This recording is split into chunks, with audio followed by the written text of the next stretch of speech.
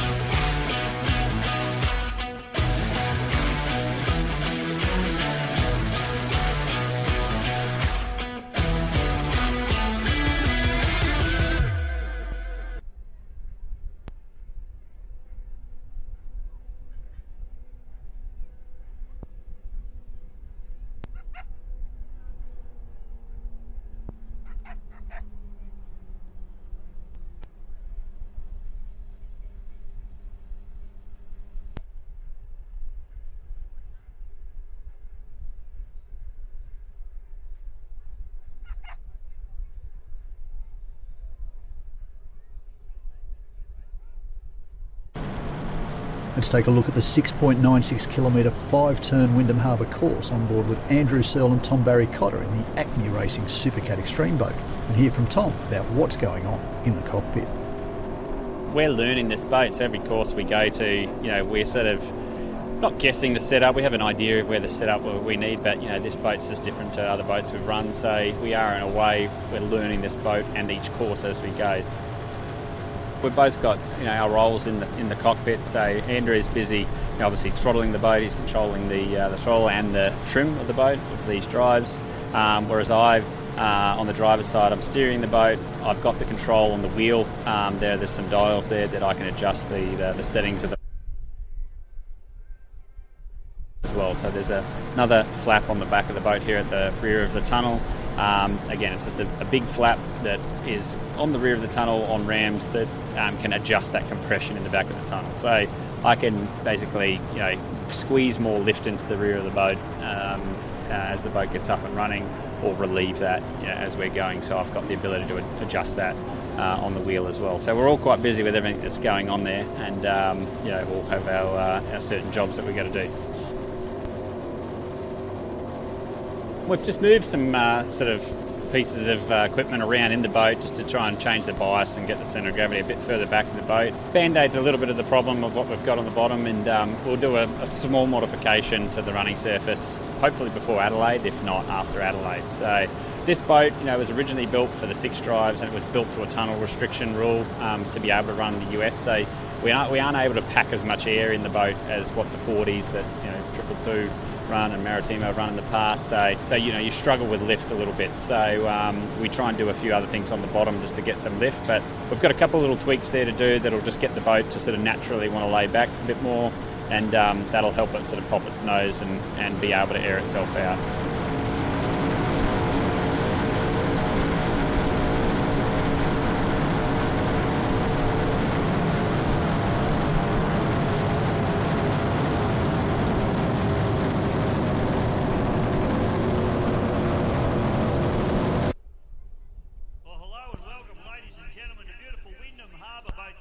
site and around the world on GP Hydro live streaming, AOPC, and of course Bisho Media. My name's Dave Bisho, and we're going to be bringing you all the action here from Windham Harbour for round number 2 of the Australian Offshore Super Boat Championship down here at beautiful Werribee. I tell you what, we're down here, the weather is perfect.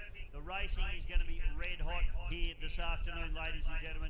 First of our categories we've got going out to be our Super Sport 85 and 65 categories. Then the big bang is going to come out to play, and we've got some serious boats getting loaded into the water at the beautiful Windham Harbour here at the moment. We're going to be into the racing around 1 o'clock, but in the meantime, we're going to check out what's been going on at round 1 at the beautiful Lake Macquarie. Of course, back in October, where round number 1 was run and done. It was a big field, lots of boats. Let's check out what's been going on with the championship so far. The boats that we got heading out in this particular event are the special edition, the Cardiac Arrest, the Team 38 Offshore, the Nutcase, the Con, the Valentus, and the Anglers Rest Hotel machines. Now, we certainly want to have a little bit of a talk about what's been going on. We've got some big sponsors on board this weekend. Of course, first of all, we need to thank the beautiful Werribee District and the Werribee Council. Whilst you're enjoying all the action here at Windham Harbour, don't forget to make the most of your weekend here at Werribee and the surrounds. You can check out the new Elephant Trail at Werribee Open Range Zoo, and of course the Cellar Door wine tastings at Shadowfax. Just a couple of things that you can do there, and there's plenty to explore in this region. So check them out on the website. Visit werribee.com for any ideas on what to do while you're down here in Werribee. Now, let's have a little bit of a look at the championship as it stands at the moment after our round number 1 at Lake Macquarie in October last year. Seems like an eternity ago. Lots of drama, lots of action. So, sitting on top of the Supercat Extreme category at the moment with a clean sweep, Darren Nicholson and Steve Jellick. Peter McGrath as well. Of course, Peter McGrath hopefully is tuned in and watching on his sick bed at the moment. Poor old Muddy's a little bit sick, so we get well, brother. We big shout out there, Muddy, to you, and hope you get well soon, son. He'll be back in the boat. So, sitting on top of the table, a clean sweep, 35 points in all 3 races at round number 1. Standing on 105 points is the Boost Mobile, or the X machine now, as it's known, the 222 Racing. So, Hornet Racing is actually sitting in second position at the moment. They've got a third place in race number 1, a second place in 2 and 3. Put them on 86 points, and Mick Kelly and Jason Kelly did a fantastic job in that brand new boat, the Hornet Racing machine, and they are sitting in second place. Third place at the moment, Stewie Eustace and Todd Kelly in the Mojo Racing entry. They had, unfortunately, a DNF in race number 3 at Lake Macquarie at round number 1. Sitting on 53 points at the moment. They are tied at the moment with Venturi Offshore, another new boat on the scene, Anthony DeFina and Matthew Kelly. They had a DNF in race number 1, but 2/3 picking them up 53 points towards the championship. So sitting on equal points at the moment with the Mojo and the Hornet Racing sitting in second place. Team Australia, Darren Apps had a little bit of drama with that boat. They're sitting in 4th place in the championship at the moment. Unfortunately not here this weekend. They will be running in a couple of weeks at Geelong. They had some engine dramas with that boat and getting it sorted. So they did have a DNF in race number 2, and it did not start in race number 3 at round number 2 in Lake Macquarie. Acme Racing, unfortunately, a slow start for Tom Barry Cotter and Andrew Searle with 1 DNF and then 2 DNS, so no finishes for them at round number 1, and they're not here this weekend. So the Big Red Rocket Ship, they have got some work to do. They've got the job cut out for them. Boats that are heading out onto the water in this particular race now are our Supercat, Super Sports 85 and Super Sports 65. Now, unfortunately, the Colonel not here running this weekend. They are currently sitting in second position, P2, for the championship, but not being here this weekend certainly going to hurt their championship chances. So Special Edition is the boat that's sitting on top of the table. It's also the only boat that's here this weekend, so they really need to just bring that boat home and try and get as many wins in the bag as they can and try and bag as many points as they can. 35 points for a win, 30 points for a second, and 26 points for a third in the category. So they're currently sitting with a very good, only 5 points off the perfect score, 100 points at the moment for Special Edition. Sitting on 95, I should say, for Special Edition. Supercat, Super Sport 65, Cardiac Arrest, Charlie Diorio and Greg Walters sitting on top of the table at the moment, and the cheer squad is here as well, so good to see you down there, guys. Currently sitting on top of the table. I don't think Greggy Walters is running in the boat this weekend. It's just Charlie by himself, I believe. So poor old Greggy Walters got a bit of a sore back, so he won't be running. But they're sitting on top of the table, so it's big for them to try and get the job done. 2 firsts and a second place at round number 1 in Lake Macquarie. Out of second place at the moment, Brendan Weeks and Sophie Lancaster in the con. They picked up a second, a third, and are sitting on 82 points in that particular category. So that's how the categories are situated at the moment, boats that we're looking for. So on pole is a current championship leader, the Cardiac Arrest, with Charlie Diorio behind the wheel. So keep an eye out for that boat. He'll be pushing very hard out of pole number 1. Team 38 Offshore will be out of pole 2. Ben Embleton and Liam Sutherland are the 2 guys we're looking for there. Liam Sutherland, the Prince of Gabo Island, we've heard at the moment. And I've just had word, just getting word from race control. What's Russell letting me know here? Charlie Diorio is racing with Tiana Botic. So Tiana in the boat with Charlie, so that should be exciting for them. I think I saw Tiana last night. She doesn't weigh much. She's not going to balance the boat out too much, I don't think. But good luck to Tiana. It's going to be her first run in the boat. So this should be good for her. And pole position as well, just to kick that one off.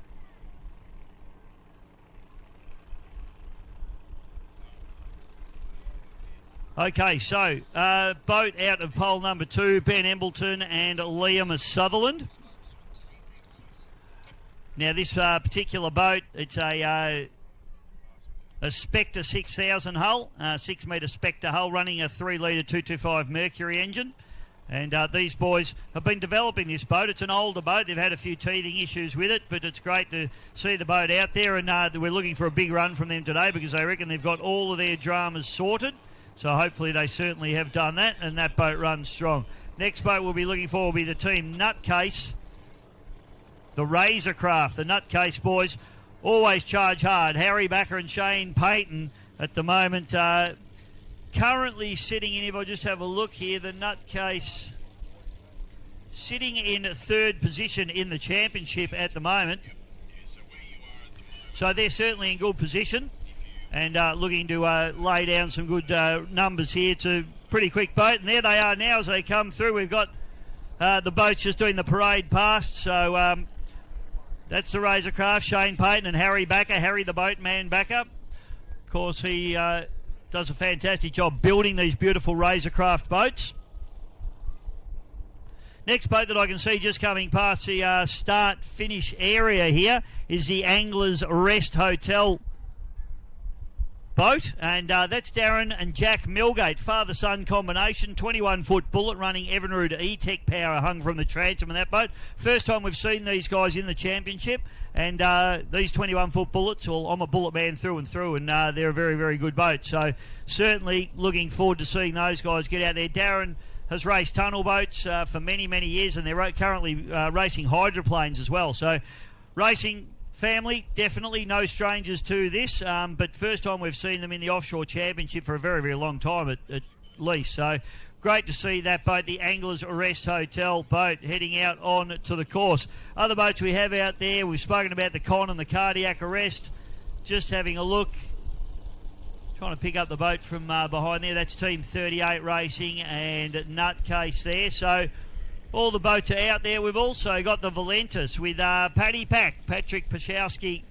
And Paddy had a reasonably good round number one running in the Valentis machine. Just having a look at where in the championship the Valentis currently sitting in fourth place, just behind the Nutcase in the championship. So Valentis and Paddy Pack will be looking for a good run here. He did have a few issues where he broke out, of course, in these speed limited classes. He was disqualified in race number one at Lake Macquarie, a fourth and a first in races 2 and 3 respectively. So he is a red-hot competitor in this category. So we're certainly looking forward to seeing Paddy Pack trying to redeem himself from breaking out.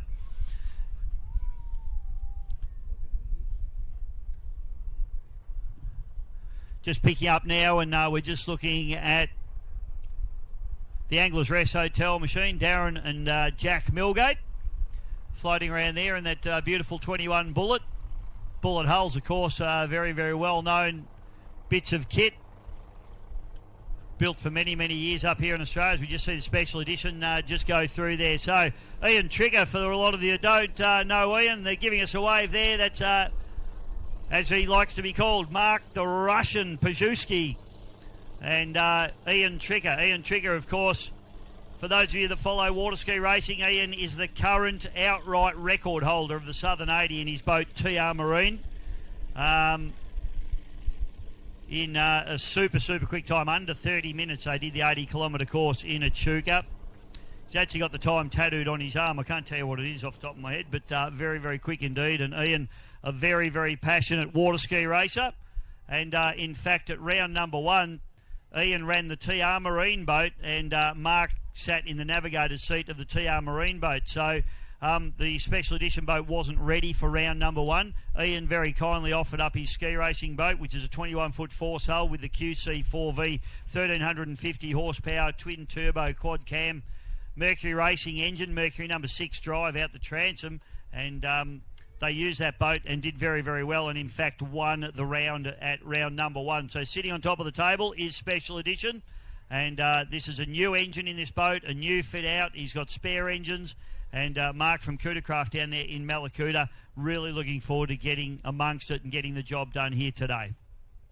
Big shout out to a major sponsor this weekend, JV Marine, and they are supplying our start boat out there today. There's also some beautiful kit out the back here in the spectator area. You can check out all the beautiful gear from JV Marine, and JV Marine are, I've grown up around JV Marine out there in originally down in Clayton area, and now in Springvale on Springvale Road, and right near Port Phillip Bay really. And JV Marine, John Stav and Mark Stav, father and son combination there, have run a very, very successful and well-respected business for many years, and we do thank them so much for coming on board for the Offshore Superboat Championship down here for the Victorian rounds. Don't forget, in a couple of weeks we've also got Geelong coming up.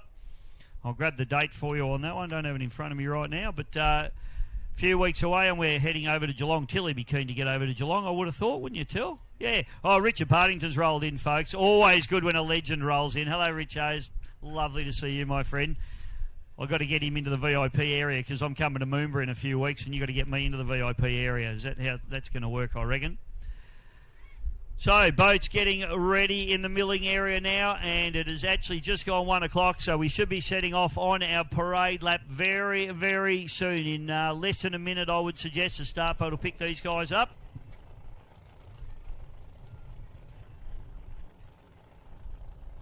So, one slow lap for the parade lap for these guys as we lift the boats up out of the water.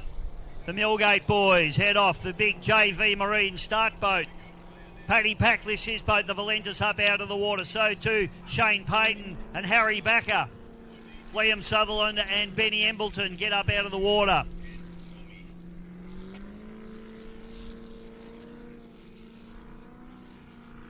The Con getting up there as well. Brendan Weeks and Sophie Lancaster. Sophie, of course, Steve Lancaster of Kess Racing's daughter.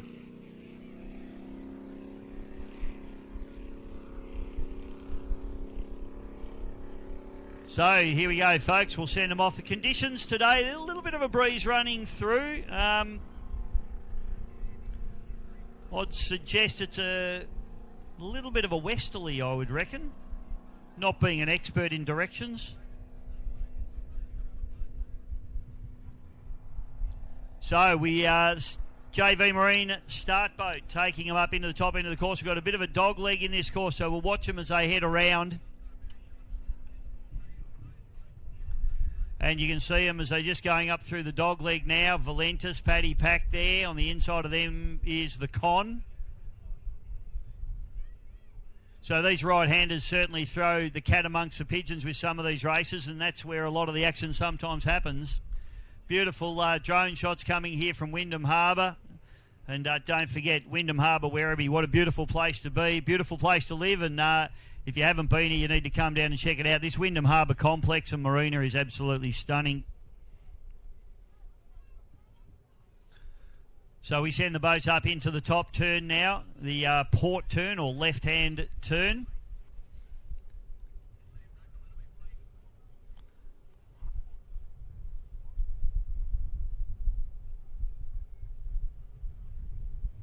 BSA Earth Moving, of course, another one of our wonderful sponsors here this weekend.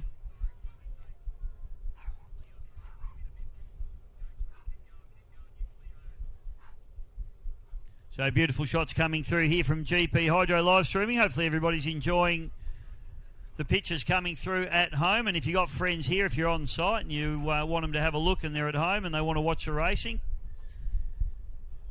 you can certainly get them to cross over to the AOPC, Australian Offshore Powerboat Club Facebook page. Also available through Bisho Media and GP Hydro live streaming. And also, don't forget, you can jump on YouTube, which is my favourite way to do it, Tilly. I like the YouTube option. Always good. It's the way Foldsy likes it. You're up for a bit of... I cannot take you seriously in those glasses, Paul. It's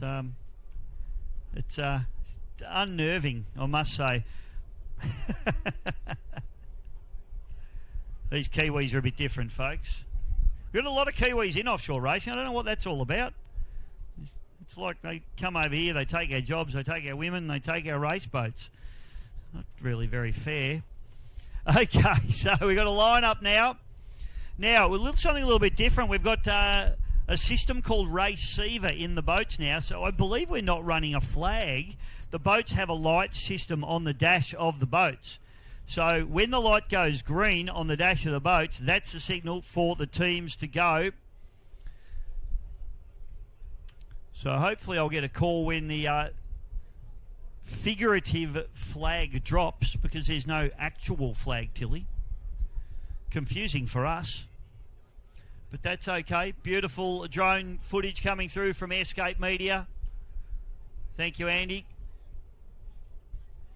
And what a great shot we're seeing at home. And a beautiful lineup here. All these guys have done a great job alongside the JV Marine start boat. Waiting for the start. And goes the call. We are racing in the Australian Offshore Superboat Championship for 2026 or 25-26. Round number 2 here at beautiful Windham Harbour. And we are charging hard down into turn number 1. So, Supersport 85 category is a special edition. Ian Trigger and Mark the Russian Pajerski. They're going to come down into turn number 1 in P1 as the big Cougar craft tips itself in to the port turn. But the real race is going on behind them at the moment. And it is the Razor craft, the Nutcase, with their nose in the lead. Back to the Con. Valentis on the outside. Team 38 racing on the inside there with... Sutherland and Embleton. Then on the far outside, Cardiac Arrest didn't get the great start that they would have liked. And as we fire through and head up the back straight away now, Nutcase out in front. It's all going on out here at the moment. So it's Nutcase, Harry the Boatman Backer, and Shane Payton as we focus in there on the Valentis there. Paddy Pachowski, Team 38 racing right up behind them. as the fighter plane flies through as well. Up into the dog leg now, and we're looking at the cardiac arrest up into the dog leg. And they look like they're just holding out the Team 38 racing machine. Sorry, no, that's the Con on the outside of them. White bottom caught me out there. So up into the top turn. Valentis running through the top turn now as well.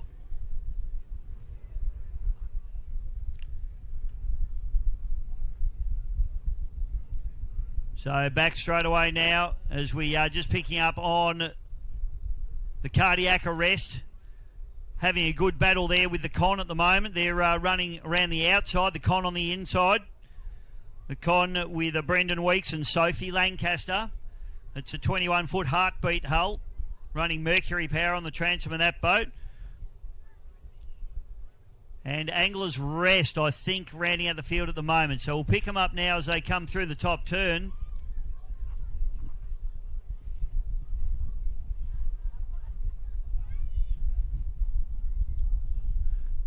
Up through the top turn we go, and the Nutcase doing it in fine style at the moment. So race leader now in Supersports 85 category. It's the only boat running in the field, and it's the fastest boat on the track at the moment. It is the big Kudacraft, the special edition. Ian Tricker and Mark the Russian Pajewski. Boat just lapping up these conditions, running the 850 horsepower Maritimo racing engine. Mercury number 6 stern drive on this beautiful 28-foot Kudacraft. Flying down the front straight away and just looking beautiful. I wonder how Ian Tricker's going, not holding the steering wheel.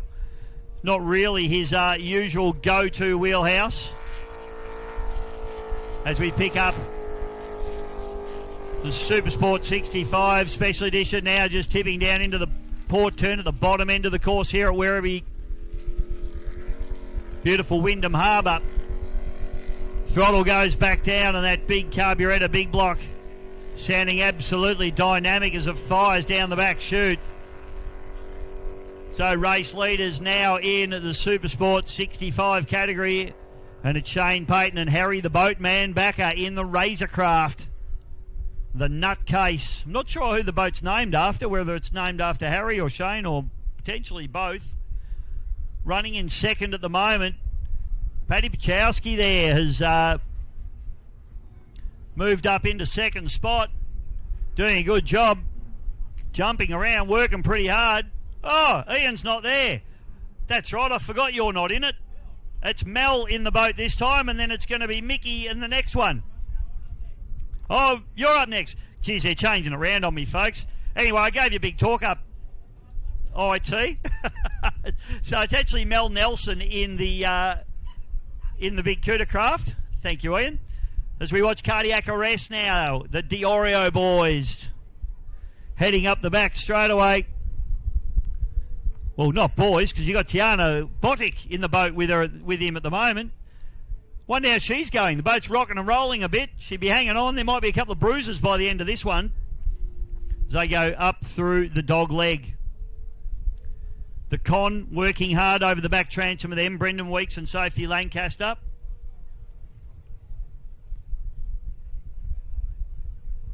So dog leg all going on at the top end of the course here at the moment.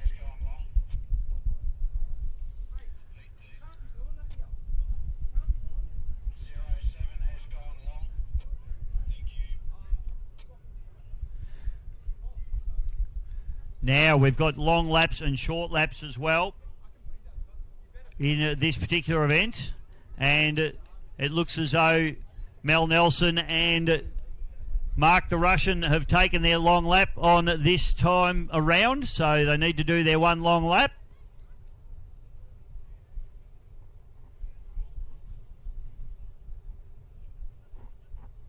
So everyone has to do a long lap in this one as well. So it'll get interesting as we focus in now on that particular boat. Mark Pajewski, Mark the Russian, and his partner, Mel Nelson. So Mel running in the boat in this race. Then we're swapping for Ian Tricker for the next race. And then tomorrow,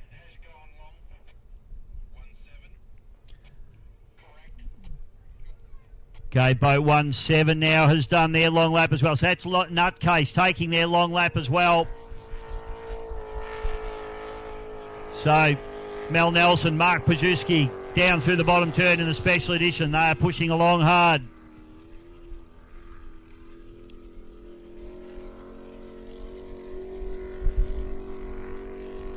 Up the back straight away he goes. And streaking the rest of the field. This, of course, running in the 85 mile an hour limited class, a Super Sport 85. Oh, backing out of it a little bit there. I could just hear from the commentary box here as we watch the Super Sport 65 boats coming down. So that has changed up the lead. So we've had the long lap there for the Nutcase. So that's going to bump Harry Backer and Shane Payton just down the order a little bit. But don't forget. Okay, and I've just had word 35 has gone long. So that's Anglers Rest Hotel have taken their long lap as well. Okay, Valentis now. So Paddy Pachowski, Paddy Pack. He has gone to the lead of this race, but he has not completed his long lap. Running up into second now, Tiana Botic and Charlie Diorio in the cardiac arrest. Doing a beautiful job. They are the current championship leaders. They're yet to do their long lap, though.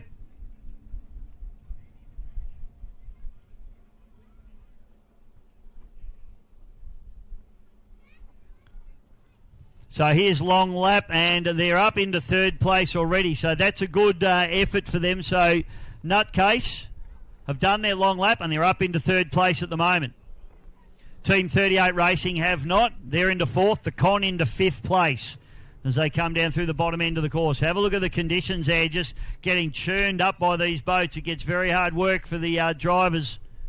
These tough conditions as Brendan Weeks just brings the Con down through, just drops in the wash, out the wash. 3.2 litre stroker, Mercury 300 XS on the transom of that particular boat. So now we've got the special edition just doing a bit of zigzag work there down the front straightaway, just dropping out of the wash. So, and a couple of big jumps too. So they're coming around the Anglers Rest Hotel. So that's Darren and Jack Milgate. Now they've completed their long lap.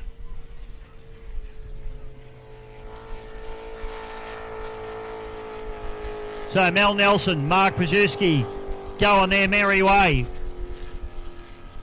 We focus in on them and we see just behind them that beautiful 21-foot bullet, the Anglers Rest Hotel machine with Darren and Jack Milgate.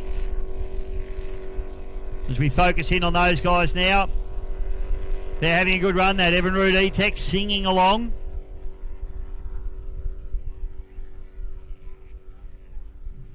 So current standings in Super Sport 85. We've got Special Edition, the sole run-up. But in Super Sport 65, Cardiac Arrest leading now from Team 38. Nutcase, the Con and Valentis in that order. And rounding out the field there will be the Anglers Rest Hotel. Looking at some lap times there. A little bit, so there you go. So Cardiac Arrest, not sure if they've completed their long lap. They may have. We'll get confirmation on that. I don't think they have yet. So we'll watch them come down.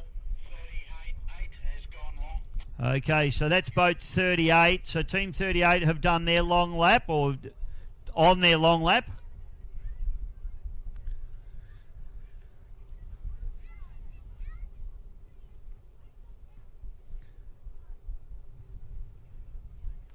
So Valentis still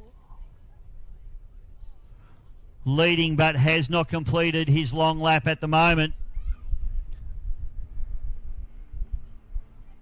So Paddy Pachowski currently sitting fourth in the championship. And the Valentis boat running one up. Cardiac Arrest, charging hard.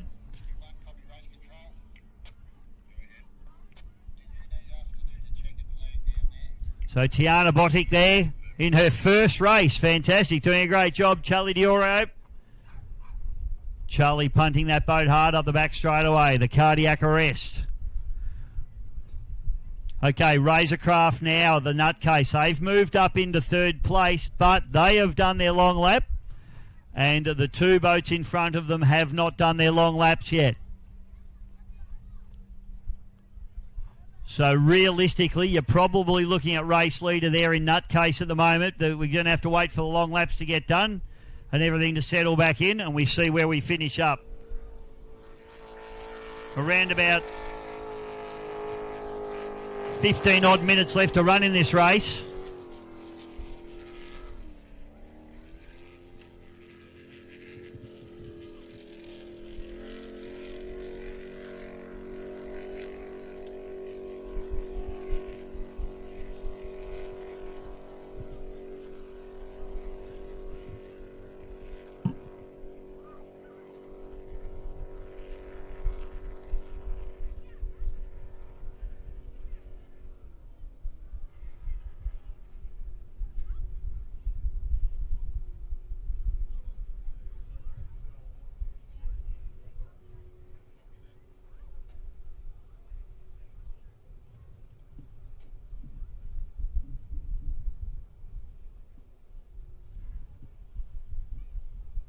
Okay, so 12 minutes 45 gone in this as we focus in now on the Anglers Rest Hotel machine.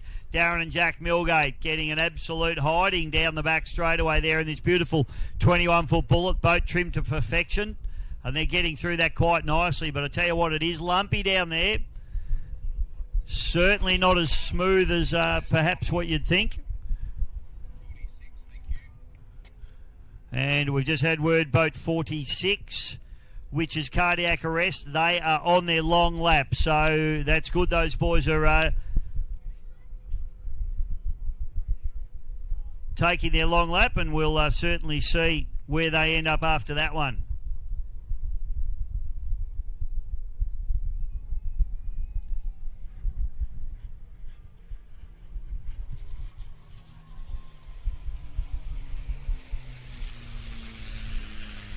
So 13 minutes 40 down, and we watch Paddy Pachowski, who currently leads.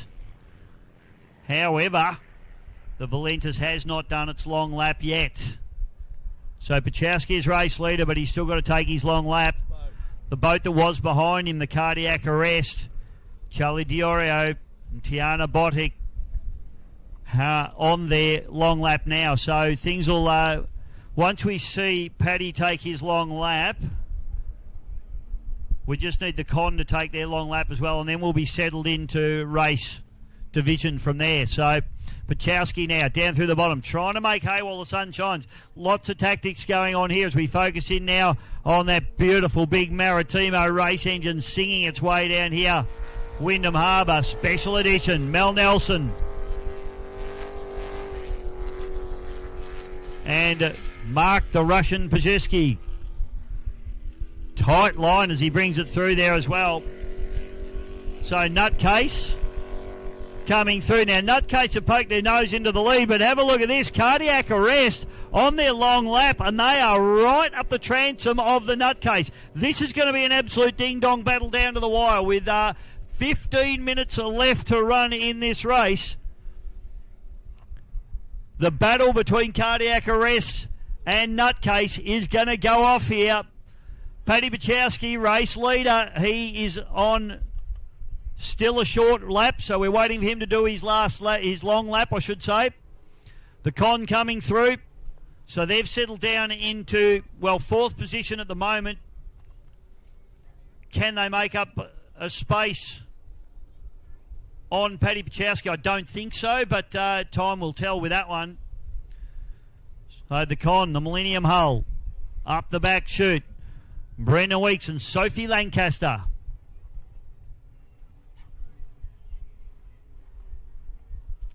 Team 38 Racing just going through there, ticking off another lap. They're having a good run out there, the boys. That boat looks like it's pretty well sorted now.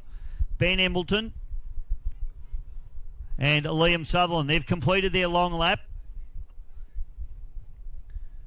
Bit of a try and walk up the back straight away. They were having a little bit of trouble with the ballast tank in this boat yesterday, but I think they've patched it up and got it going. Rightio, so Paddy Pachowski now takes his long lap, boat number 13. So this will sort the men from the boys here as we watch Anglers Rest Hotel coming through. So I would say on the long lap coming up now for Pachowski, that is going to put the nutcase and the cardiac arrest into a battle for the lead here.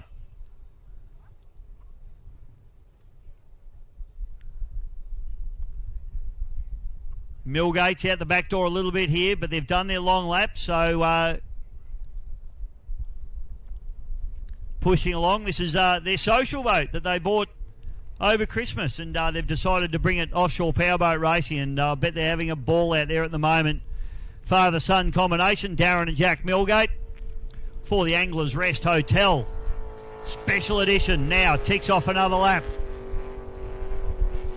Mark the Russian. Mel Nelson in the boat. I believe Ian Tricker's going to be in the boat this afternoon, so he tells me. So here's the battle now, and I tell you what,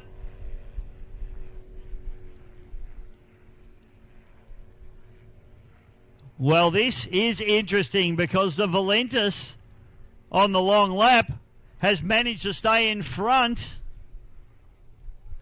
of the nutcase and the cardiac arrest. Unbelievable stuff. Now, as they come down through, Paddy Pachowski brings it down through the bottom turn. Shane Payton, Harry the Boatman Backer, up into second spot. Third place at the moment, Charlie Diorio and Tiana Botic in the cardiac arrest. That's your top three at the moment as we watch that beautiful cardiac arrest. Yamaha Power, Cootercraft, down through the bottom turn, looking absolutely fantastic. I tell you what, Charlie's as busy as a one-arm wallpaper hanger in the cockpit of that boat at the moment.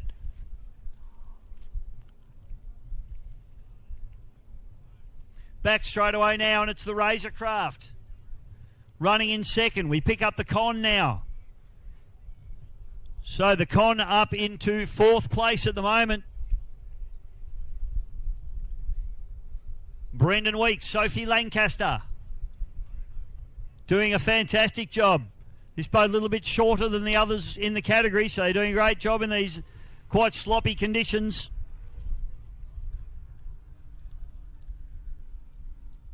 Down through the bottom turn. Brendan Weeks, he's also busy in the cockpit of that boat. Lots of arms and hands going everywhere. Team 38 now, we pick them up as the Con heads up the back. Team 38 back with them. Benny Embleton, great to see this boat sorted. The Spectre 6000 running the 3 litre 225 Mercury 2-stroke on the back of this particular boat. Old school cool. Big thank you to our wonderful sponsors here this weekend, ladies and gentlemen, the beautiful JV Marine. I tell you what, if you need a boat, any boating gear, anything you need, get down to JV Marine.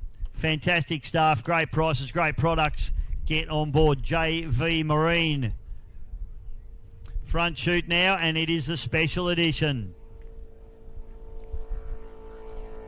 Mel Nelson, Mark the Russian, tipping it in to the port turn to the bottom end of the course.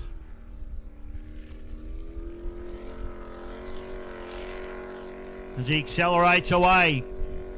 This boat, they had major drama at the final round with this boat over in Adelaide last season and absolutely destroyed an engine.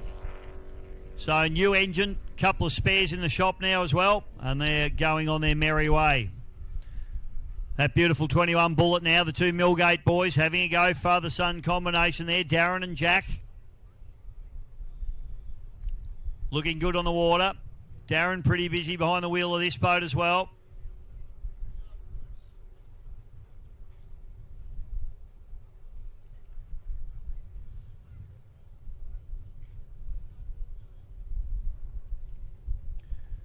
Beautiful shots coming through for those of you watching at home from Airscape Media. Don't forget, folks, if you are here watching the racing live, and it's the best place to be, You can rewatch all of this free on the AOPC Facebook page, YouTube, Bisho Media, or GP Hydro live streaming. You can jump on there and rewatch the racing. Race leader Paddy Pack in the Valentus now, with around about 8 minutes and 30 seconds to run in this race. Razorcraft probably around about 200 back, and then 200 back on them is the Cardiac Arrest. Charlie Diorio and Tiana Botic. Tiana's first race, and at the moment they are sitting in podium position, doing a beautiful job in the Cardiac Arrest. They are also the current championship leaders. And they've got the biggest cheer squad in offshore racing. Good on your team.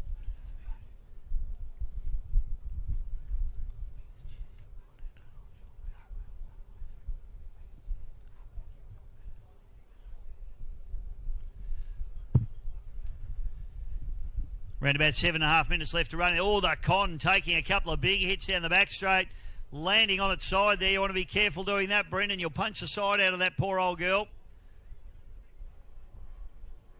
As they come through, pretty strong boats, these Millennium hulls, though, so he should be okay.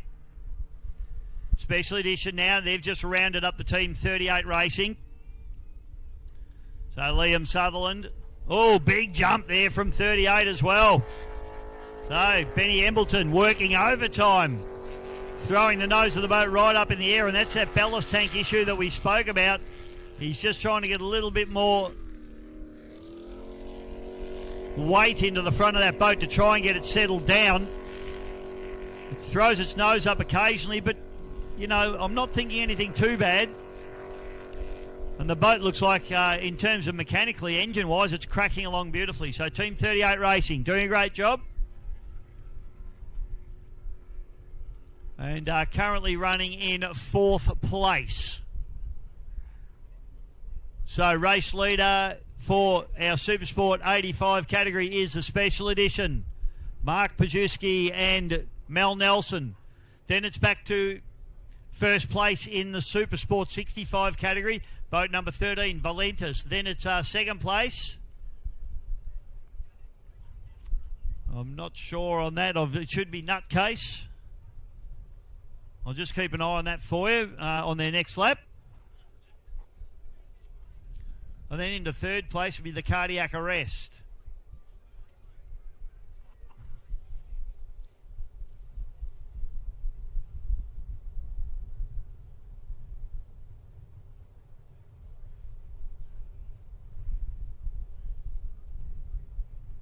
Okay, just watching the bullet now come down. The Anglers Rest Hotel. Haven't been to the Anglers Rest Hotel. Might have to visit there. Got to support our sponsors, Till. Go and get a Palmer and a pot at the Anglers Rest Hotel. Mad if you don't. Absolutely. All right, bit going on out here at the moment as we see a lap now being put on the Anglers Rest Hotel machine by race leader. So this is race leader Paddy Pachowski in the Valentus. He just comes around the outside of the Anglers Rest Hotel to put a lap on those guys. The Nutcase still running up into second place as they all come down the bottom corner here. Cardiac Arrest running into third, still doing a great job. Charlie Diorio tipping it in hard. So all these Supersport 65 boats. Oh, Charlie, hang on to it, son. A little bit of a chine walk as he goes through there. I reckon Tiana might have been having a few words to him there. Calm down, fella.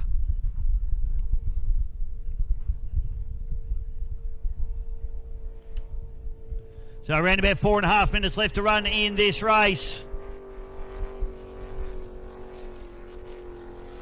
And things starting to get a little bit interesting at the head of the pack.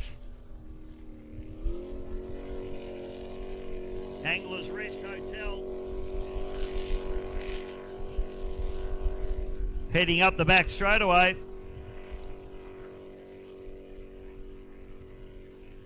I'm just looking up the Anglers Rest Hotel here, Tilly,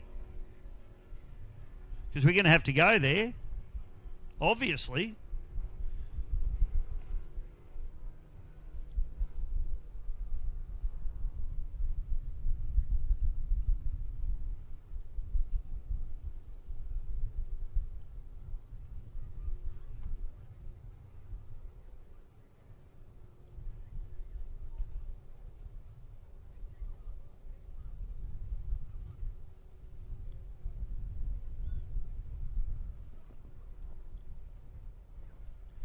It's in Brooklyn Road in Brooklyn in New South Wales. We're going for a road trip, Till. There you go. All right, I digress. Sorry, I just forgot about commentating there for a moment. I was looking up pubs on the interwebs. Team 38 just going down through the bottom turn. These boys could own a pub. They should buy one because they spend enough time in them.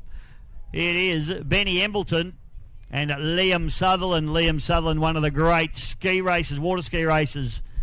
I've had the absolute privilege of towing Liam behind my ski race boat a couple of years ago. So front straight away, and there is a gaggle of boats going on.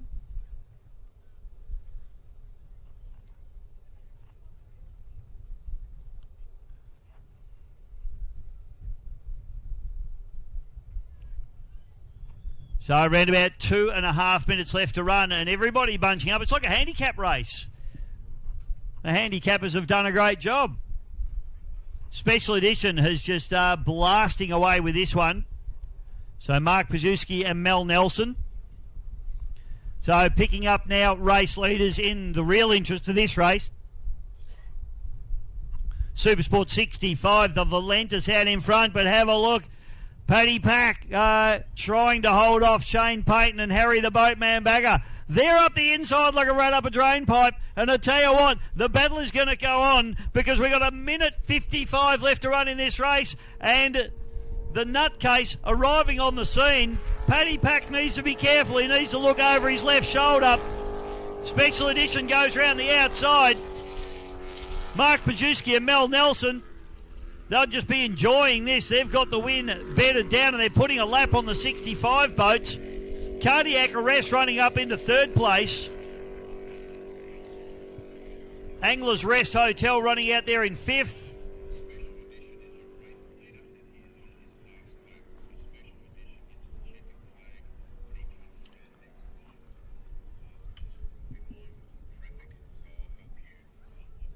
So just getting word, we're coming down to a minute to finish, so we should see a checkered flag this lap, ladies and gentlemen. Mark Pajewski, the Russian, and Mel Nelson, the not Russian. What is she? The Australian. I don't know. The Con coming down the front straight away now. Now, I haven't ticked them off for their long lap, but I am assuming that I've just missed that and they have done their long lap. Brendan Weeks and Sophie Lancaster. Thank you, Russell. So they did do their long lap on lap number 2. So I just missed that one, sorry. But I figure they must have by now as they set through. And getting the job done very nicely.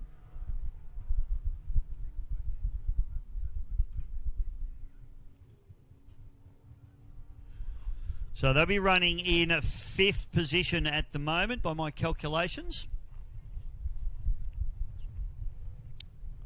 Sorry, no, they'll be in 4th position. 5th will be Team 38.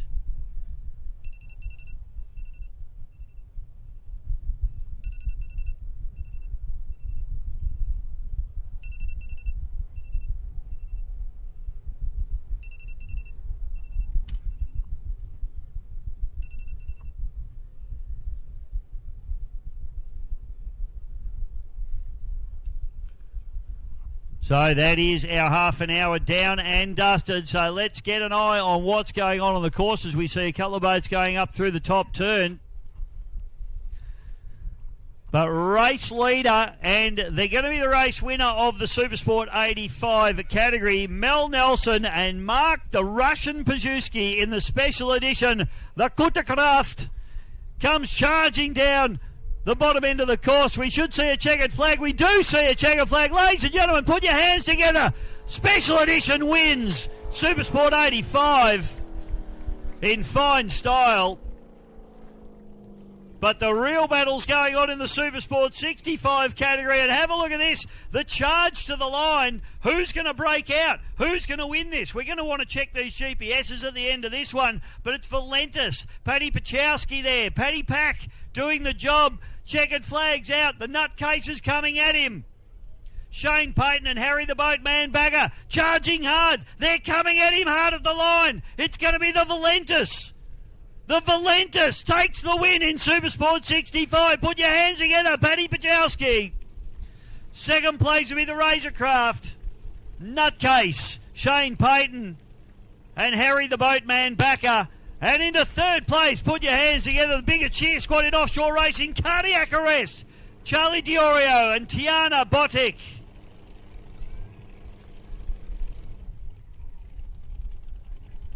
And they are wrapped. Give them a big round of applause, ladies and gentlemen. That's your second place. First in 85, Mel Nelson and Mark the Russian. And Shane Payton and Harry Boatman Backer in Razorcraft Boats Nutcase.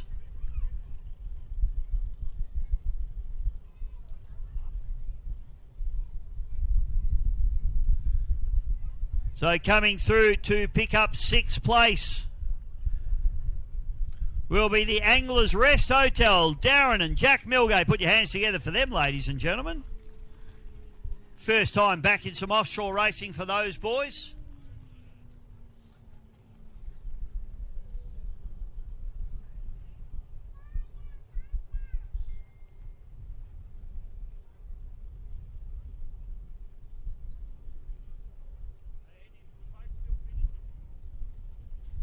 Mel Nelson's just sent me their GPS, 83.3 miles per hour for the special edition. Put your hands together for the con, ladies and gentlemen. Fourth place, Brenna Weeks and Sophie Lancaster.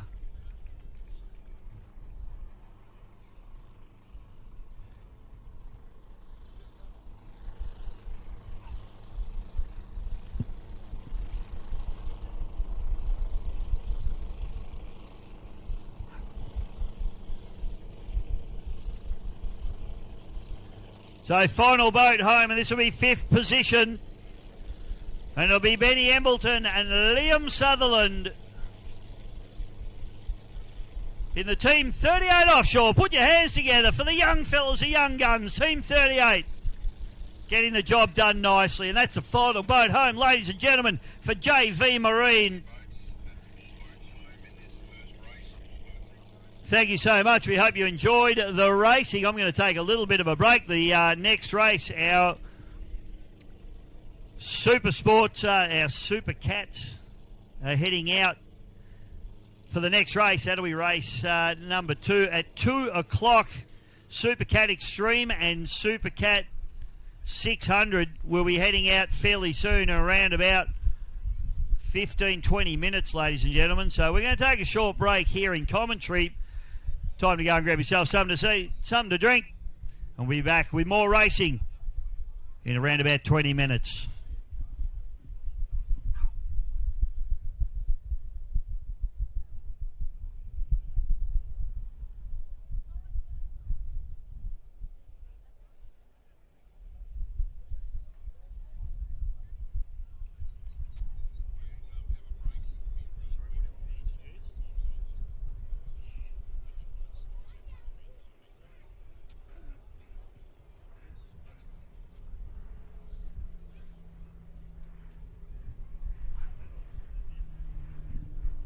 All right, for those of you watching at home, we're going to see a little bit of action from this morning. We caught up with a few of the drivers, a few of the team owners and a few of the boats in the pits nice and early this morning. Let's see what they had to say. Well, Andy DeFina, mate, it's been a big year for you, mate. Lake Mac, new boat, new everything. How's things going, please? Yeah, good, Bisho. Yeah, it's been huge. It's a big undertaking, not just with a bigger boat, but all the things that go with it, the logistics and so many variables and so many things you've got to be on top of. In fact, yesterday I was watching Steve Lancaster back my old boat in here off the ramp, and I must say I had a bit of launch envy there because he was doing it by himself. So with this, it's a full day operation and a crew of 3 or 4 just to get it in the water.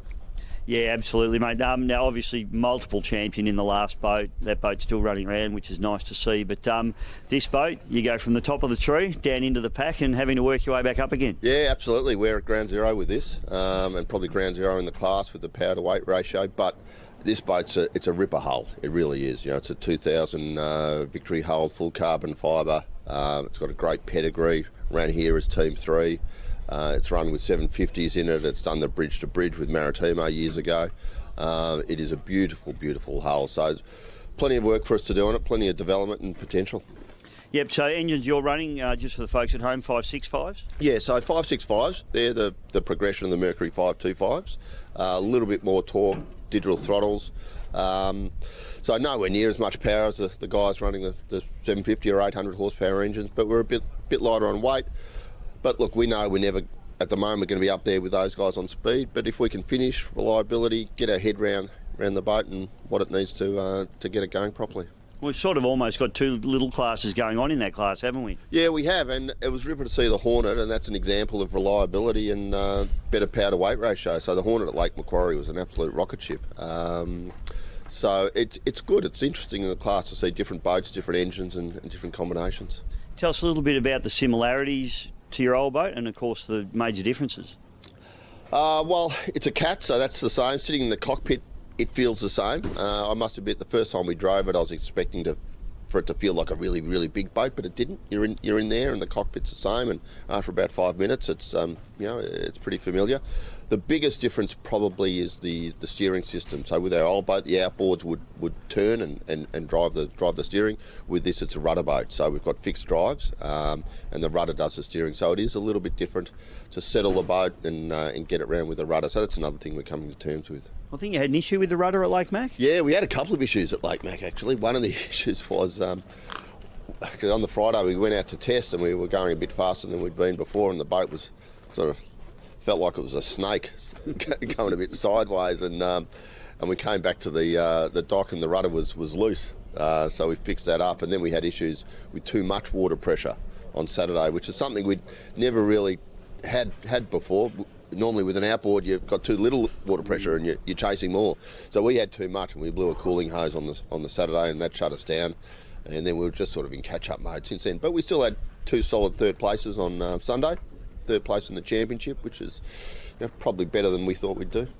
Well, I guess if Triple Two go and do their thing, they're going to do what they do. But it should be a good battle between yourselves and Hornet, especially with your problems sorted out. Yeah, look, I hope so. Triple Two are really the class leaders, and they're way ahead of everyone else. Mojo, really, really fast boat, and when they get to terms with that, they're going to be hard to beat. But the Hornet boat, on paper, we probably need a little bit of chop for them to slow down a bit, but very similar in terms of speed and performance.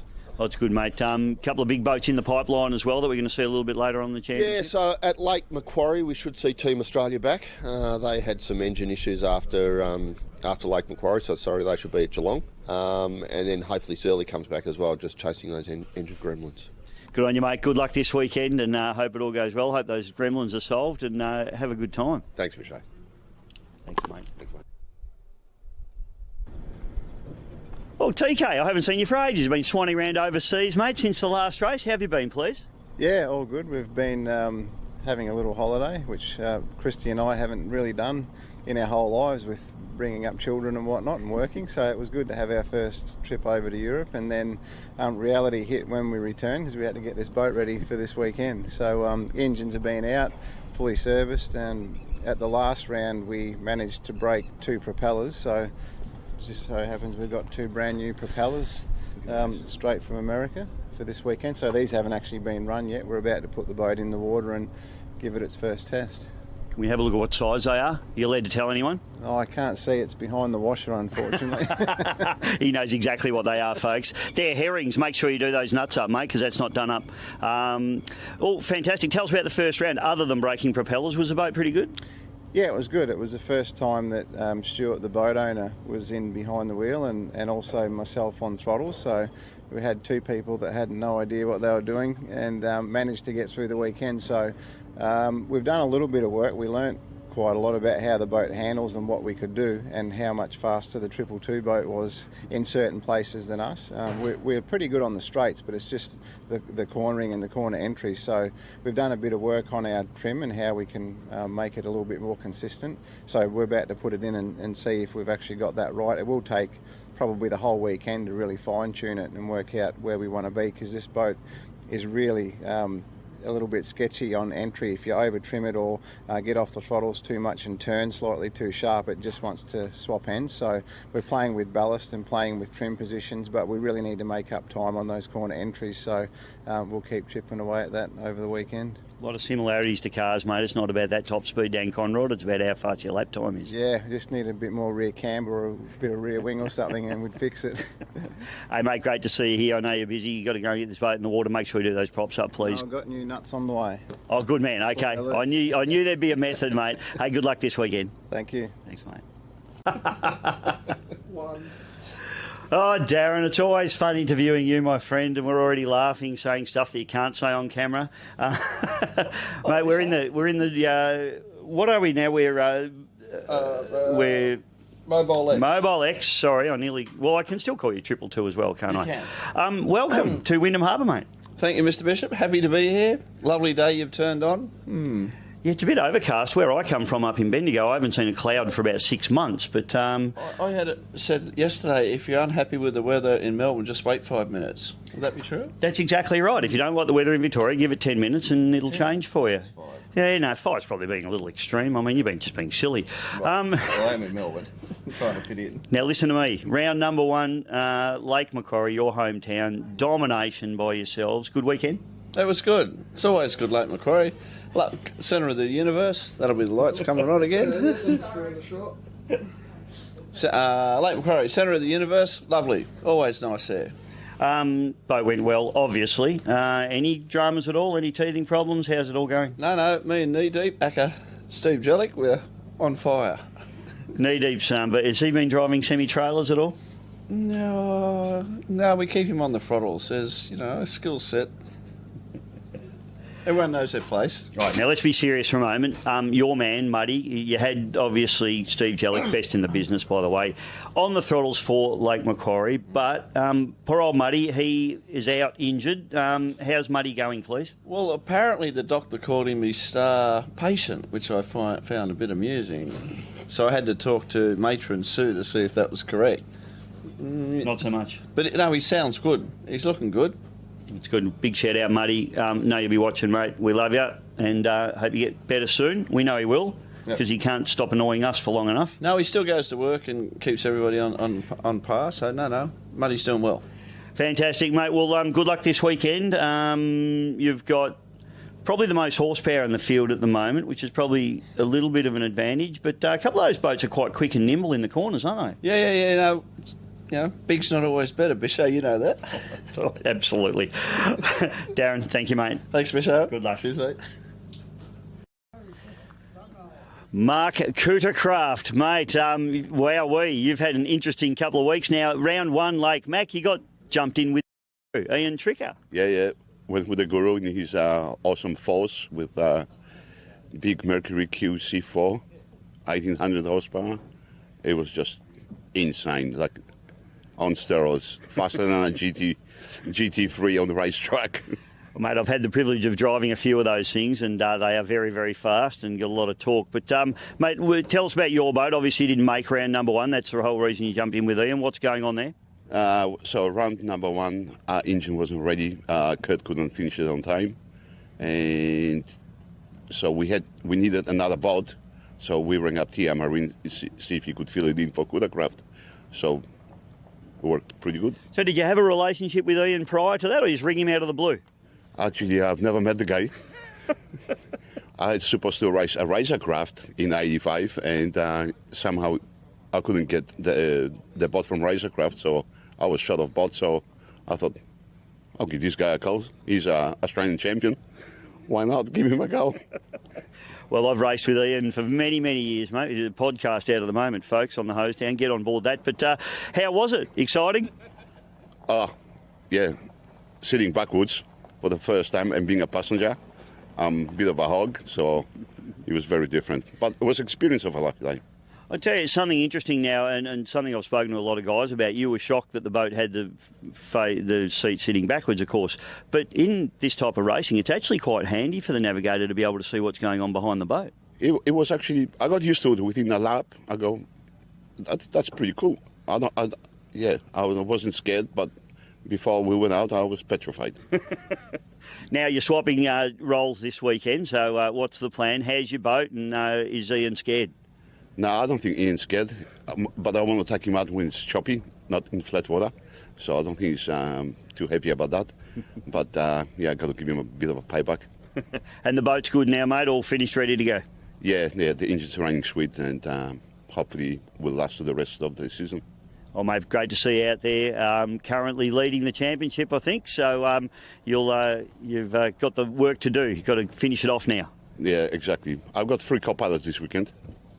3 co-pilots? I got Melanie, I got Ian, and then I got Nick from the Stink. Well, thanks very much for making it hard for the commentator, mate. Thank you. Anytime. Thanks, mate. Okay, bye. Cheers, bye.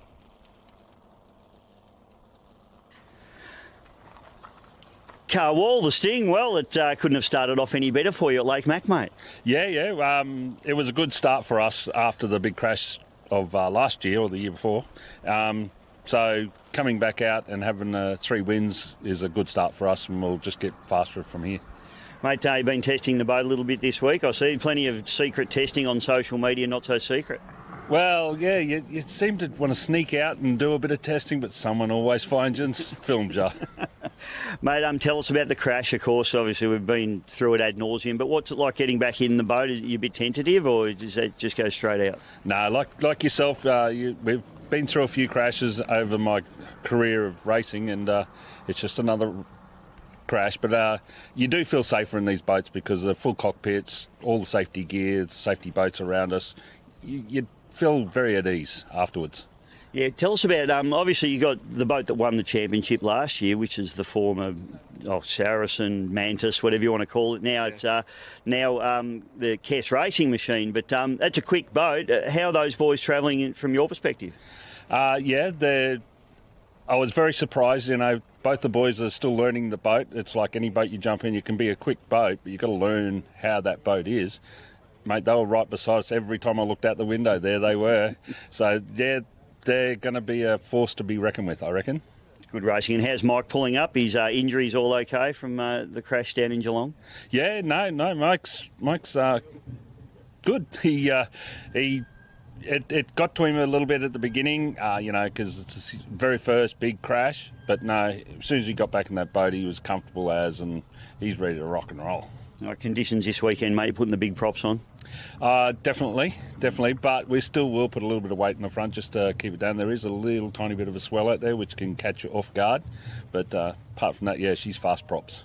Boat looks good, mate. You guys are going well. You've started the championship perfectly, doing it for Lockie as always. Always doing it for Lockie, and hopefully we'll take out the championship for him as well. Good on you, mate. Good luck. Thank you. Cheers, legend. Thanks.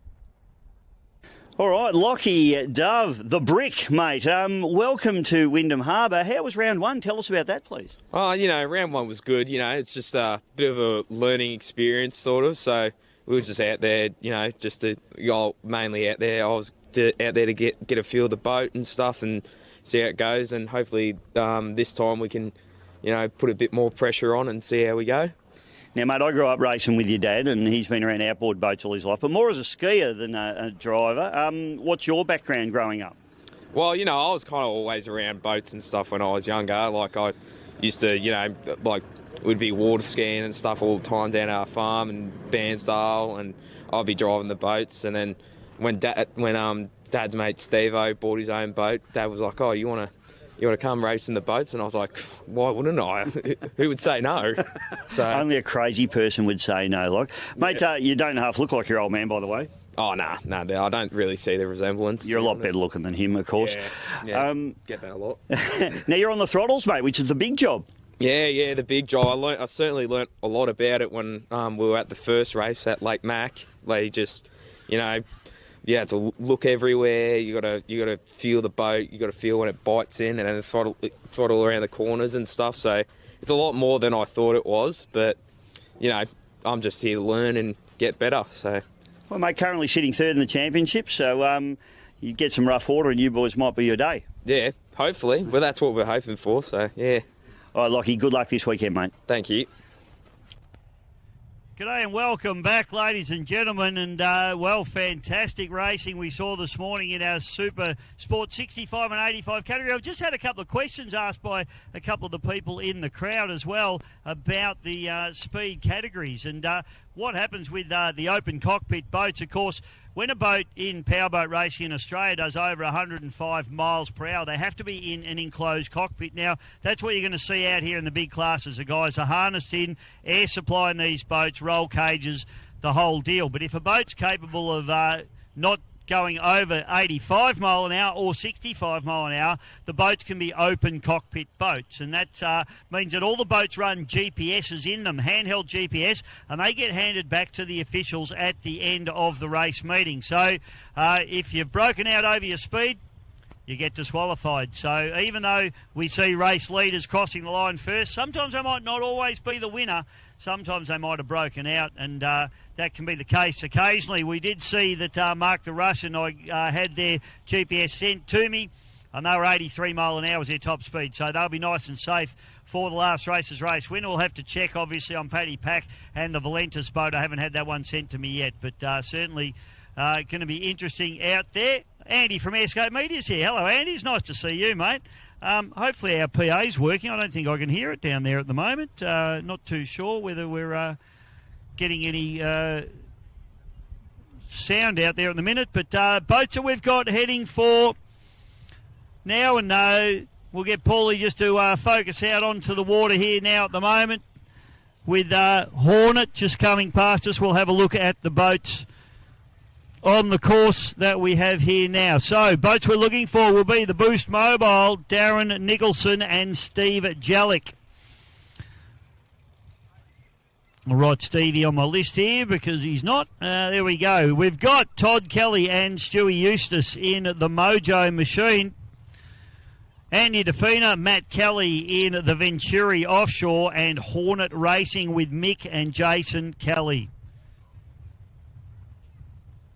Supercat outboard boats we're looking for. Kes Racing will be out of pole with Steve Lancaster and Scott Kelly. Scotty Richardson, Stephen Kelly in the TCR out of 2. The Sting out of 3 with Mike Ratcliffe and Carl Wall, and Craig Dove and Lachlan Dove in the DLR Offshore Racing. Craig Dove and Lachlan Dove.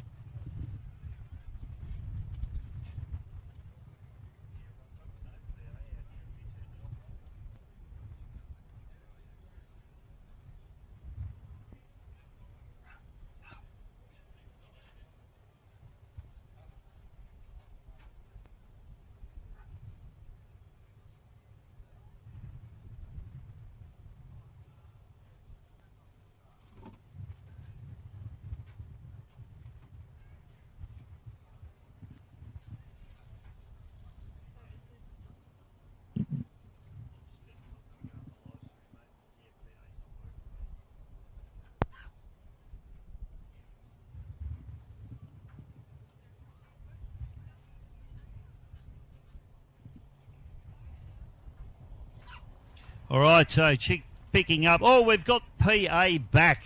Thanks. Sorry, folks. I've just been up here talking to everybody at home, and you guys couldn't hear me, which is probably a bonus for you. But anyway, you have to listen to me because I'm the commentator, and that's what you get. Now, I was just running through people, and for the people at home, I'm going to run through it again because the people on site couldn't hear what I've just been chatting about. But just talking about our speed limited classes. A couple of people just in between races asking me about how the speed limited classes work. So basically, the boats are limited to a certain mile an hour. Now, the reason they're limited to the mile an hour is because they're open cockpit boats. You can see the boats that are out on the water now all have enclosed safety cells. So they have roll cages in them, they have air supply, they have harnesses, the whole thing. They have escape hatches, a whole lot. But when you're in an open cockpit boat, the rules in Australian powerboat racing is that the fastest you're allowed to go in an open cockpit boat is 105 miles per hour. So in offshore powerboat racing, we have 2 categories, 65 and 85, Supersport 65 and Supersport 85. Now, the boats all have a handheld GPS in them. So when they're racing, if they break out over that 65 or 85 mile an hour limit, they are disqualified from the race. So even though we call the winners over the line, sometimes they may not be the winner because they may have broken out. Now, I know for a fact that the special edition boat, they sent me a picture of their GPS, 83 mile an hour. So they didn't break out. We know they're the winner. Haven't had Paddy Pax sent to me yet. I'll get confirmation on his, but he's not allowed to break out over that 65. Did win the class, was first across the line, but the GPSs have to be checked before they're declared the winner. So that's how all of that works. Long laps. I have heard people asking about long laps as well, Tilly. So we've got two different courses effectively out here at the moment. And our PA has gone away again. We've lost our... What was he? 65.2. Our PA's died again, so that's annoying.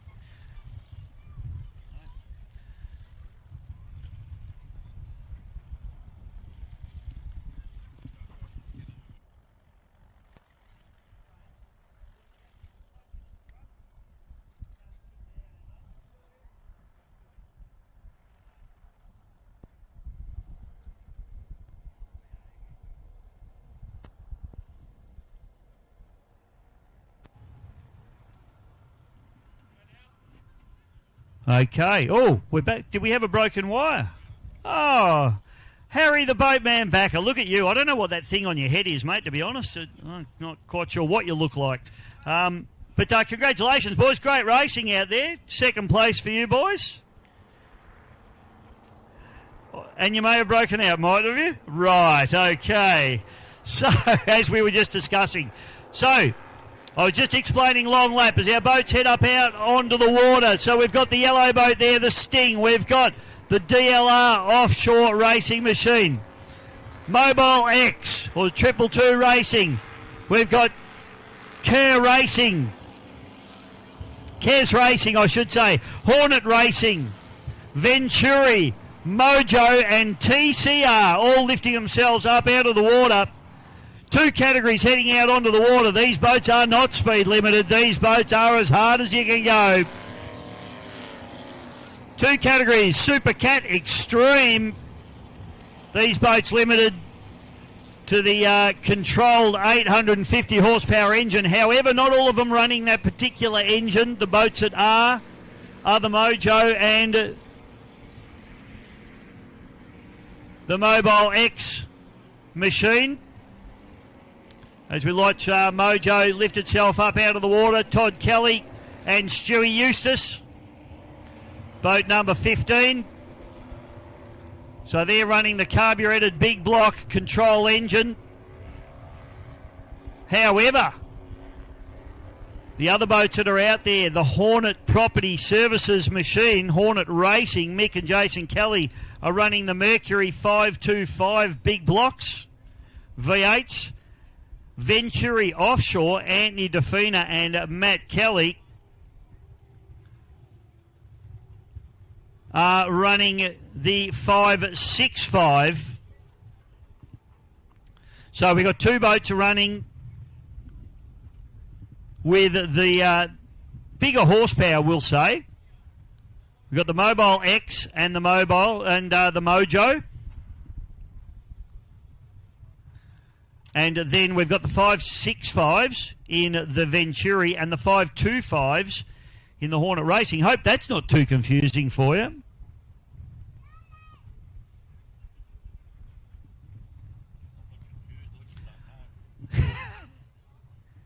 I think I've confused Neil. You okay, mate?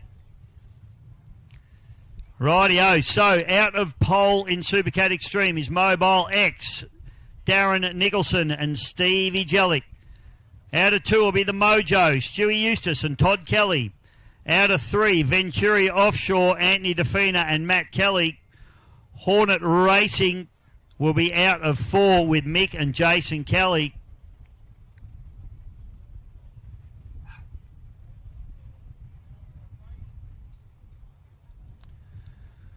Now I'm just having a look at a few GPS results here.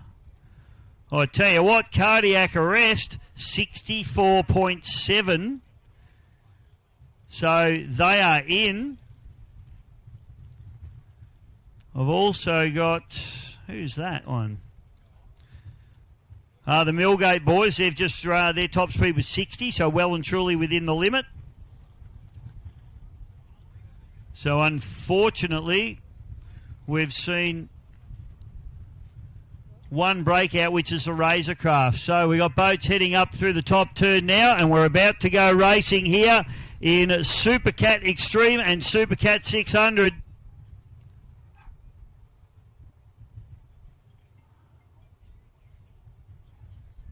Flag's about to drop. Waiting for a start. Go, go, go is the call. We are racing. And a good clean start from everybody as the Rooster Tails come up. Have a look at very, very tight here. We've got Mojo on the outside. Mobile X outside them, so I thought they were running on the inside, but Venturi running in onto pole as we all turn down into turn number 1. It is tight and fast here at Windham Harbour. Mojo has a hard charge around the outside. Venturi on the inside. Hornet Property Services in the spray. They're copping an absolute hose down. Mobile X.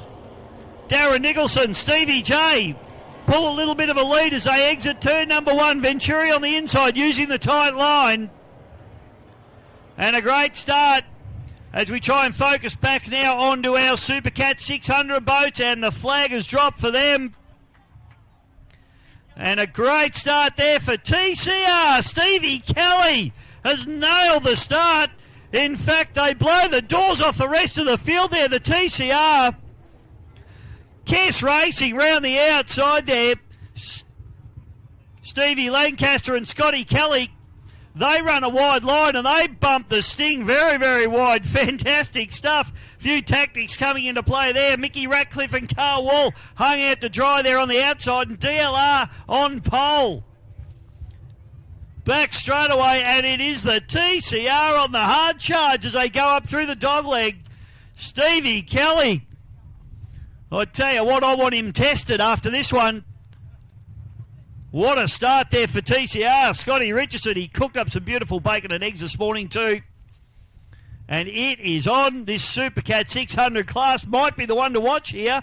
But I tell you what, it's going on all over the course. They head up through the dogleg. Still TCR in the front as the big boys come down the front straight away. Mobile X. Darren Nicholson. We go on board now with the Sting as we watch those boys ran the wide line and they got a little bit hung out. They've got some work to do here, running around about 130 k's an hour up the back chute. So Carl Wall is going to be a busy, busy boy in the Sting machine there. Mickey Ratcliffe, they've been testing that boat, but race leaders now, and it is the Mojo. Oh, goodness me! Mobile X is coming to a stop. The race championship leader has got a problem, and everyone gobbles them up as they come to a stop. Unbelievable stuff for Mobile X. Darren Nicholson and Stevie J, they'll be absolutely biting the dashboard in this boat at the moment. And that opens the door for the Mojo.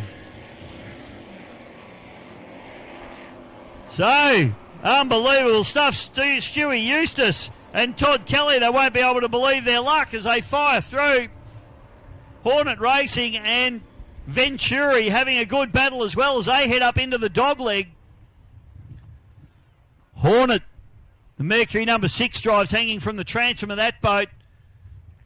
And now we focus back in on our Supercat 600 boats. They get the boost, the Mobile X. It'll take me about a year to get it right, Sky, you know that.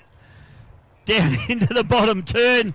So we watch TCR race leader over the Kess Racing into second place. Sting into third at the moment.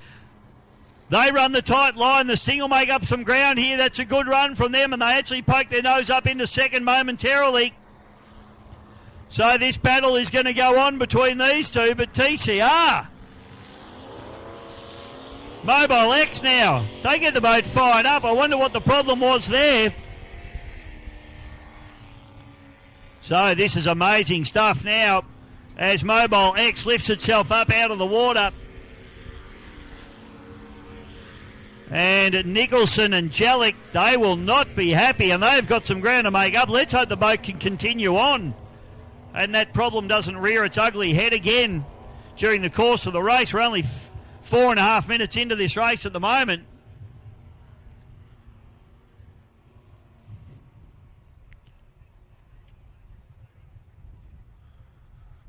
Wowee. So, all going on mojo now. So, race leader, Shuey Eustace, Todd Kelly in the mojo, tipping that boat in. New propellers on this boat for this race. They had some big issues at round number 1 of braking propellers. And now, let's hope that these new propellers solve all those issues, because at the moment they're in front and doing it in fine style. Hornet Racing up into second place, and they're holding out the Venturi boat very, very nicely indeed. Andy Davina and Matt Kelly there in the Venturi. So a couple of new teams in new boats, if you like. Hornet Racing up into the dogleg. Getting a little bit sloppy up there as well, up through the dogleg, and it's quite a short little dogleg here, so you do a quick flip to the right and then a flick back to the left. Okay, so we've just gone boat 81, so DLR are the first to take their long lap. Oh, Justin Bartolo rolls in, always good to see the Bartman here. It's a ridiculous haircut he's running, but anyway, I think he thinks he's 20 still. Okay, Mobile X now back, but we go on board with the Sting.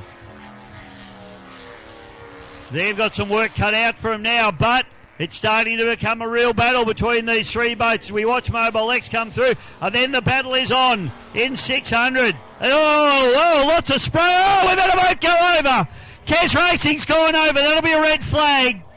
Kes Racing's had a big hook in the corner and gone over. So Steve Lancaster and Scott Kelly have gone over. The rescue boats will go straight over to them. These boats are very, very safe, ladies and gentlemen. They'll just be opening the hatch. So that will be a red flag.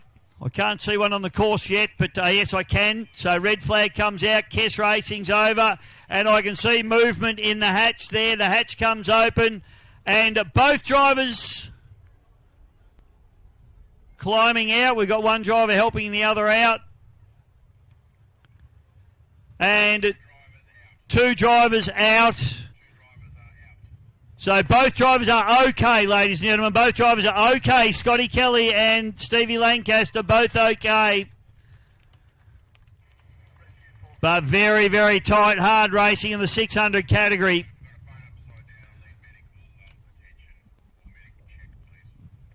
And one of the drivers there just going back into the cockpit there, I'm guessing to shut off some batteries and some fuel. But both the drivers are quite okay and climbing out onto the tunnel of the boat. So what a shame. Brand new boat, this one, or brand new to the team. And both the drivers waving there.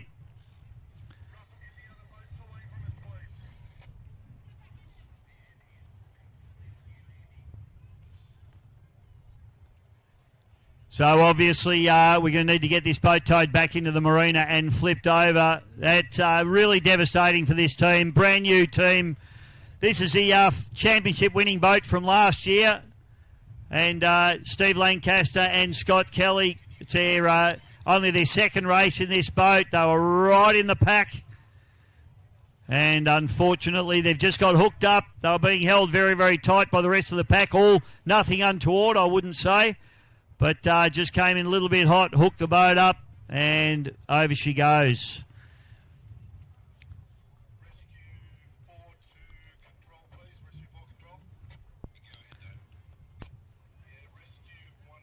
So these two drivers will both be checked out by medical, but as you can see, both of them sitting up there, both of them quite okay, I would suggest.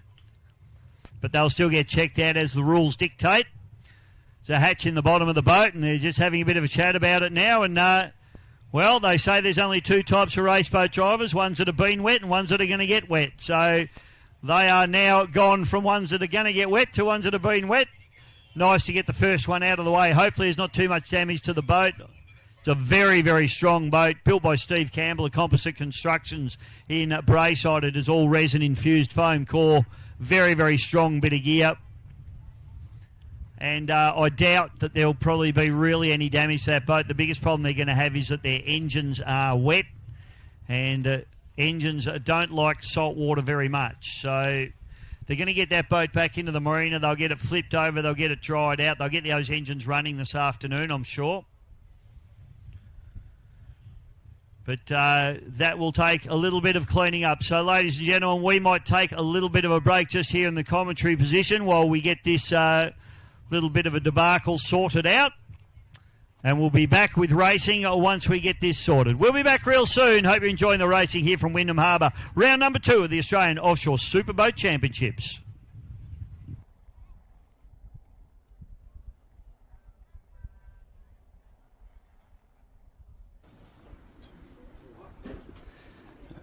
Well, Stevie Lancaster, mate, round number 1 done and dusted. I didn't get to catch you at Lake Macquarie, but run us through that one, please, mate. Yeah, first run in this boat for myself and Scott, and consistency was all we want to do and finish and learn, which we did. Had a bit of a tussle with the Sting, but looking forward to today. Mate, you've come out of a ski racing background. You and I have raced against each other for many years. You know all about controlling and driving fast, lightweight little boats. What's the differences with this thing? It's faster. It's lightweight. It's just bigger. So today I'll be a bit flat, which I'm not looking forward to. I'd rather be a bit rough, but it's all the same water for everybody, so I'm looking forward to it. Mate, goodbye by you. It's obviously this is the championship winning boat from last season. Does that add to the pressure, or does it make things a bit more comfortable for you? Oh, it does, knowing the boat does perform and does handle, but Scott and myself a new team together versus the Ant and Matt who've drove it for a long, long time, so got a lot to live up to. You enjoying the boat? You enjoying being strapped in? It's a totally different thing to your ski racing background. Love it. Absolutely love it. It's good, mate. It's great to see you out there. I think currently running second in the championship. What's the plan for today? Same again. Still keep the other word learning, but just more seat time, learning how to turn it and go fast around corners, I think is the key for this weekend. Yeah, good to get Scott on board too. I think that was a good selection for a throttle man. Yep. It helps with the weight distribution, not him to me, but yeah, he's been around a very long time, and yeah, he's great to have as a partner. How much lead's under his seat? His fuel tank's double my fuel tank. Hey, good luck, Stevie. Great to see you, brother. Thanks, Dave. Good job, mate. Well, Paddy, round number 1 done and dusted. We're down in your hometown now, or home state anyway, in Windham Harbour. You had a good run. Went a little bit too fast in round number 1, mate. Yeah, which is good and bad. Found out how to break out, which is, yeah, good. But then also found out how to break out. So not good for the championship, but, yeah, pretty happy. Now, you're running one up at the moment, mate, through different reasons. But how's the boat feel with just one person in? We know these V-bottom boats, sometimes with a bit of extra weight on one side. Do you do that? I don't think so. I've only done the one round so far by myself, and it seemed really good. So, yeah, can't complain. Not listening to one side or anything like that. It's, yeah, good. Beautiful, mate. What were the conditions like at Lake Mac? Yeah, they were flat. There was maybe a little bit of chop, but yeah, it was Lake Mac. But it was a cool course and beautiful place. So, yeah. Still sitting third in the championship after round number 1, so definitely doable from here. Yeah, I'll push as hard as I can and try and make it hard for them. Don't push too hard. Yeah, I might break out. Good on you, Paddy. Have a good weekend, please, mate. Thanks, Bisho. Thanks, mate.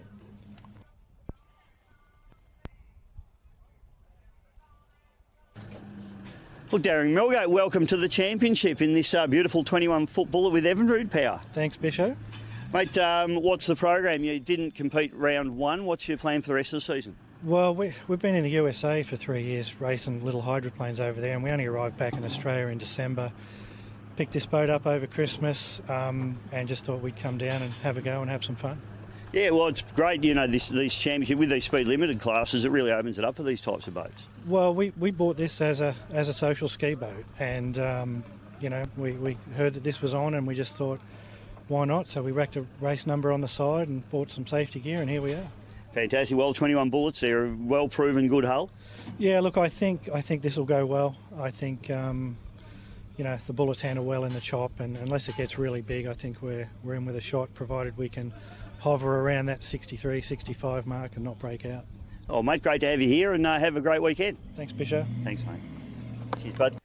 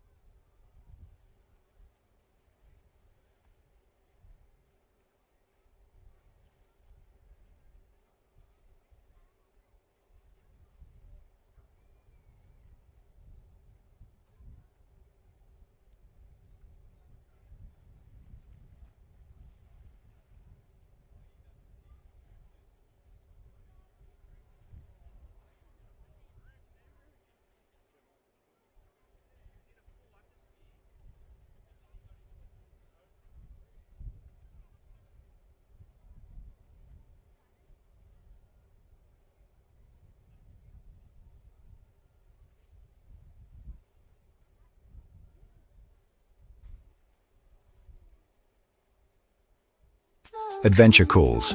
And now, JV Marine World proudly stocks Ray Glass boats, the ultimate in quality and performance. Whether you're chasing big game fish, spending long weekends on the water, or cruising with the family, Ray Glass boats do it all with comfort and style. Visit JV Marine World, Australia's largest boating superstore. JV Marine World. Your Ray Glass journey starts here. The second round of the 2025 Australian Offshore Superboat Championship saw a return to Victoria's Windham Harbour on the beautiful Port Phillip Bay coastline, just 30 minutes southwest of Melbourne's CBD. One of the best kept secrets in Melbourne's west, the location, which is the only safe boat harbour on the western side of the bay between Geelong and Williamstown, was first developed in 2003, offering world-class marina facilities amongst luxury waterfront homes and apartments. Located in the midst of Melbourne's major market gardens, which delivers some of the state's freshest local produce, its proximity to the city provides stunning views across the bay to the Melbourne skyline. The area is a haven for boating enthusiasts, whilst the region features stunning waterways and wetlands, with Victoria's largest marine sanctuary at Point Cook right on the doorstep, making it ideal for birdwatchers and outdoor adventurers. Providing the best of city and country, from the beautiful parklands and coastline to the buzzing cafes and multicultural dining experiences of nearby Werribee. You can also enjoy some of the state's biggest attractions. Visit the Werribee Open Range Zoo, where you can join a guided safari through their unique savannah, marvelling at rhinos, giraffes and zebras, or choose the walking trails and see a pride of lions, explore one of the world's largest gorilla exhibits, or take in the Australian wildlife experience, where you can meet koalas, kangaroos and other local wildlife along the way. There's also the historic Werribee Park Mansion just minutes away from the zoo, a beautifully restored 60-room Roman Renaissance-style mansion originally built in the 1870s. It also sits alongside the Victoria State Rose Garden, where you can see as many as 5,000 species of roses in bloom. There are also world-class wineries nearby and a diverse range of restaurants reflecting the culture of Werribee and its surrounds. No shortage of things to see and do in one of the fastest growing and most culturally diverse regions in Australia. So I grew up here in Wyndham, so really passionate about it. I love doing what I do. We are the fastest growing municipality, certainly in Victoria and across the country. 325,000 people now. So it's important that these events, come into our local economy and boost our businesses and showcase, Wyndham and Werribee in particular, Werribee Sound. But, for me, growing up here, I'm so passionate about making sure that we just have a great city where people can stay in their own municipality and come to great events like this without having to go to other places. Really important to us.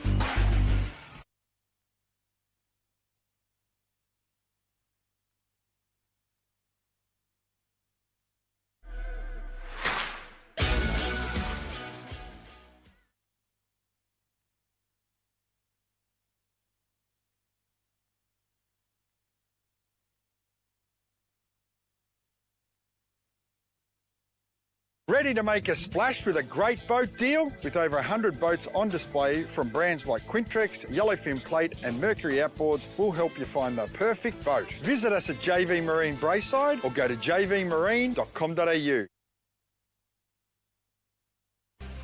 Windham Harbour on Victoria's Port Phillip Bay hosted round 2 of the season, attracting another strong field of entries and big crowds in what were windy and changeable conditions, something which would have a big impact on the smaller boats in the field. In Supercat Extreme, it was again Boost Mobile and Acme Racing who would go head-to-head. Darren Nicholson and Peter McGrath holding the early edge before Andrew Searle and Tom Barry Cotter made a big charge off the start in Sunday's final race to hold the early lead. The experienced 222 Offshore crew, though, quickly back to the front on their way to their second clean sweep of the season. The Acme team, though, happy to have carded 3 strong finishes and a wealth of data to carry into round 3. Buoyed by their strong performance at Lake Macquarie, the new sting operation of Mike Ratcliffe and Carl Wall were intent on making an impression at Wyndham, and they more than made their presence felt, charging away to victory in all 3 races, the rougher conditions suiting the new hull, whilst for reigning champions Anthony Defina and Matt Kelly, they elected to conserve after a big moment in the opening race caught them by surprise. A technical setback in Sunday's final keeping them from any chance of a return victory. The 2 contenders ultimately tied on points heading into Geelong. Behind them, DLR Offshore recorded another podium result after a weekend where they spent as much time in the air as on the water. TCR Offshore 2 in the mix during their only complete race, more setbacks sidelining them in races 1 and 3. In Supersports 85, the testing conditions were always more suited to the mighty special edition Coodercraft than the catamaran of reigning champions the Colonel. Mark Peshazewski and Mel Nelson storming away in Saturday's 2 opening races before a stunning recovery after a navigational hiccup handed Mick and Jason Kelly an opportunity in race 3, the points leaders extending their advantage, heading to Geelong. Sadly for Ryan Shan and Scott Kelly, they were retirements in the opening race, the heavy conditions forcing damage to the rear of the hull. As the smallest boats in the field, the Supersport 65 teams knew they were in for a hard time in the blustery conditions that ultimately suited reigning champions Valentis, who were back for their first event of the season. In the end, the Pack brothers claimed a trio of wins to take the round victory ahead of the local team of Dean and Danny Kaeli, with Adrian Vandersloot an impressive third on his debut in the category, ahead of points leaders Harry Backer and Shane Payton. Windham Harbour also saw the debut of the new Super V85 category, designed around inboard engine ski boats, with a number of teams joining the field, including 2-time Southern 80 winner Tim Pickford. Ultimately, though, it was Sam Livesley who claimed the silverware, the former car racer using the event to build his experience in the rough conditions, finishing all 3 races to claim top honours for the round.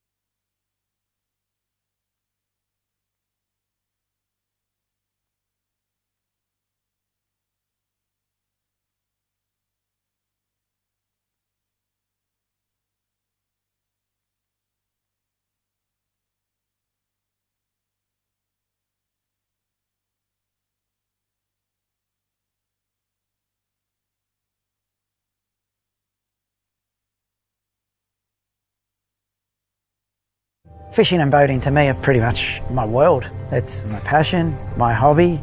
You don't realise how easy things go wrong out there, like the weather can change like that. Yeah, I heard the big clunk and the bang, and then the closer we looked, a little bit of damage. And then I thought, I'll just ring up Club Marine. Nothing was a problem. I got the correct support, the correct guidance. My boat was like new again. Been with them as a family for over 31 years, so wouldn't have it any other way.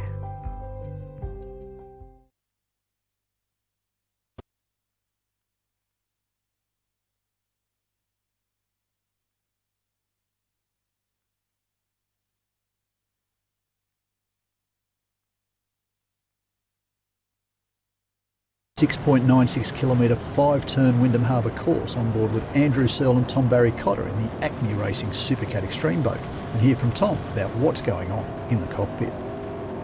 We're learning this boat, so every course we go to, we're sort of not guessing the setup. We have an idea of where the setup we need, but this boat's just different to other boats we've run, so we are, in a way, we're learning this boat and each course as we go.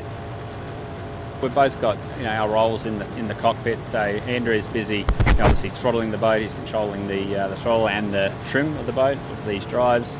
Whereas I, on the driver's side, I'm steering the boat. I've got the control on the wheel. There's some dials there that I can adjust the settings of the rudder and the height of the rudder, and then I'm controlling the tunnel flap as well. So there's another flap on the back of the boat here at the rear of the tunnel. Again, it's just a big flap that is on the rear of the tunnel on rams that can adjust that compression in the back of the tunnel. So I can basically, squeeze more lift into the rear of the boat as the boat gets up and running, or relieve that as we're going. So I've got the ability to adjust that on the wheel as well. So we're all quite busy with everything that's going on there, and we'll have our certain jobs that we've got to do. We've just moved some sort of pieces of equipment around in the boat just to try and change the bias and get the centre of gravity a bit further back in the boat. Band-Aid's a little bit of the problem of what we've got on the bottom, and we'll do a small modification to the running surface, hopefully before Adelaide, if not after Adelaide. So this boat, was originally built for the 6 drives, and it was built to a tunnel restriction rule to be able to run the US. So we aren't able to pack as much air in the boat as what the 40s that 222 run and Maritimo run in the past, so you struggle with lift a little bit. So we try and do a few other things on the bottom just to get some lift, but we've got a couple of little tweaks there to do that'll just get the boat to sort of naturally want to lay back a bit more, and that'll help it sort of pop its nose and be able to air itself out.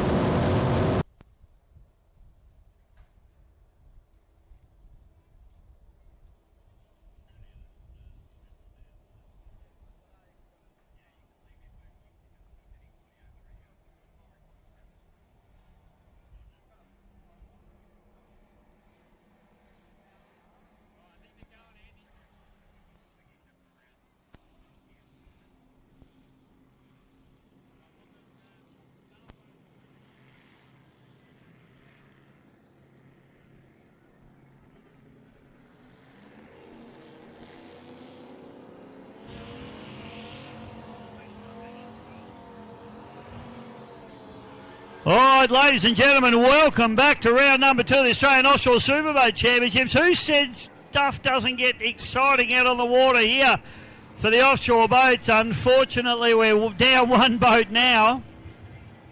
Now, I had a look at the replay of that incident, and, gee, I wouldn't be surprised if there's a little bit of silver paint on the side of the Sting after that one. It was definitely very, very tight and very close indeed. And unfortunately, the Kess Racing entry, Stevie Lancaster and Scotty Kelly going over and paying the price, unfortunately. They'll be over there getting that boat sorted out at the moment. So the Mobile X machine, not sure how all of this really pans out, but we're just having a look at some replays now. In fact, now watching boats out on the course now. So Sting getting up and going. Boats heading up through the dogleg. So we'll see a restart for this one. Going to have to talk to the officials about how this all gets dealt with, whether it just restarts again. Okay, so we got replay coming up now, I think, of the incident. So we can see here the Sting gets very, very tight, and they definitely hit. That was quite a big hit in actual fact.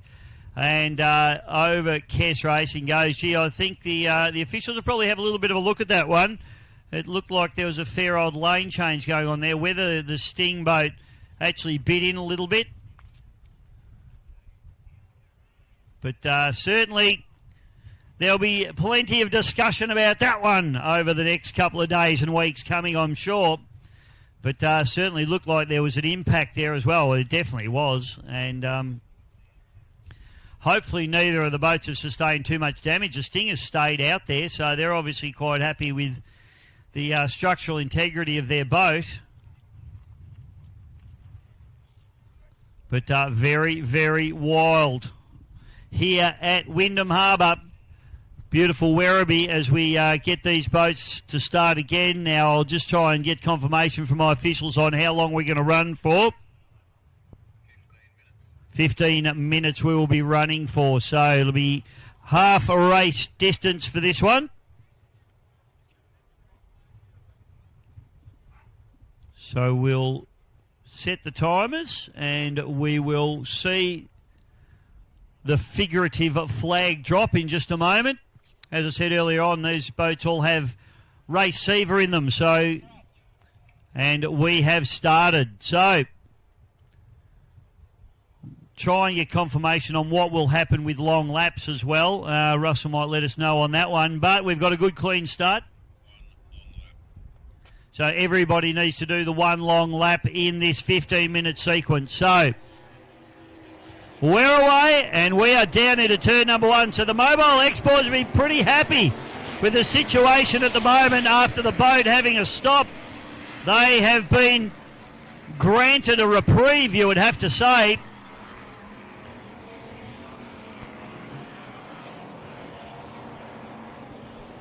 So Mobile X leads down the back straight away, back to Mojo, Hornet and Venturi in that order as they fire away down the back, shoot up into the dogleg here at beautiful Windham Harbour. And we try and pick up now on our 600 horsepower category boat. So we're one boat down, unfortunately. TCR has got another cracking start, and these boys were out in front and doing it in fine style in race number one. And I tell you what, they've got another good start. Sting's got a better start this time than they did last time, and DLR on the inside there with Craig and Lachlan Dove using the inside line to their advantage and nearly poke their nose into the lead. Sting runs a little bit wide. TCR accelerates away. So Scotty Richardson and Stevie Kelly with the bit between their teeth here this afternoon at Windham Harbour. Round number 2 of the Australian Offshore Super Boat Championships, and the TCR boat, if they can bed down a win here, there will be a party in the TCR camp tonight. I can assure you the Bundaberg rum will be flowing.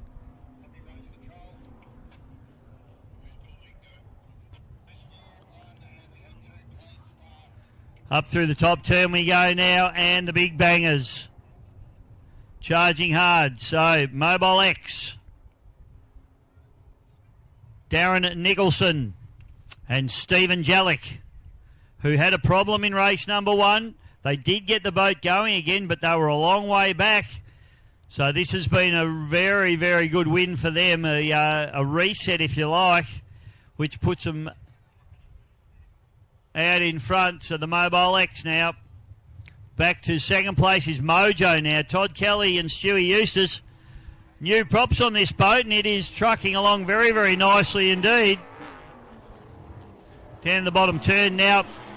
Very, very tight, this bottom turn, and as we've seen, it's caught out 2 of our 600 competitors. We can hear the boats really coming off the throttles and really having to work hard. Hornet charging through there, and then Venturi. So an absolute mass of whitewater now down in the bottom turn here at Windham Harbour.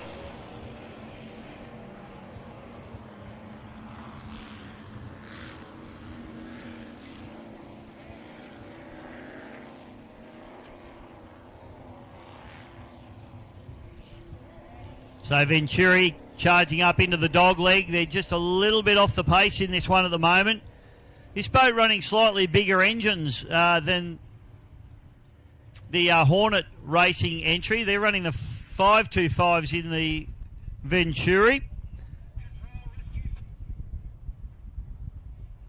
Just picking up TCR now as they come down, and TCR have... Now, where's the Sting gone? We're picking up TCR here, but Sting were all over him like a rash on the previous lap. Sting are gone. Sting has pulled up, so problems now for the Sting as well. Well, this just shakes up the championship a little bit, keeps things a little bit interesting, doesn't it? As TCR now, DLR move up into second place. That's the Dove boys, Craig and Lachlan, in the older aluminium boat.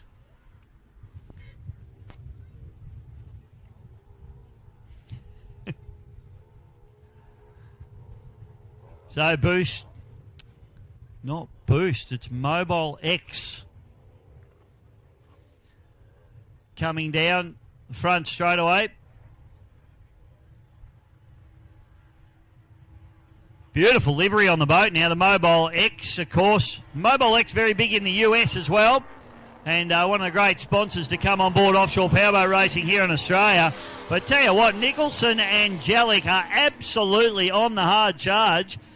And in fact, Hornet Property Services now, or Hornet Racing, has overhauled Mojo, and they're up into second place, and they are absolutely flying. This is a former Pro Floors boat out of New Zealand.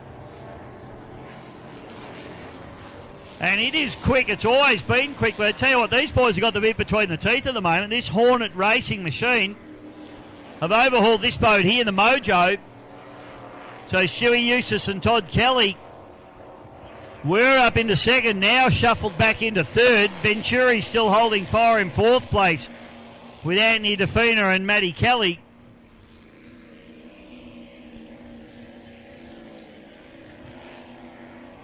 So with about 9 minutes left to run in this event,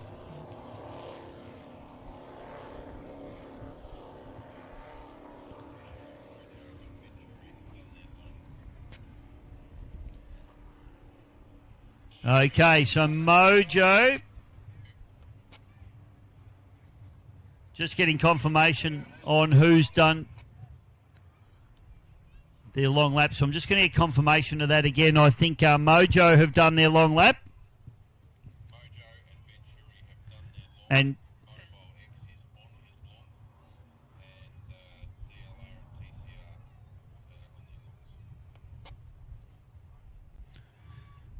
okay, so DLR, TCR on their long laps. 222 Mobile X on their long lap. Mojo and Venturi have done their long lap.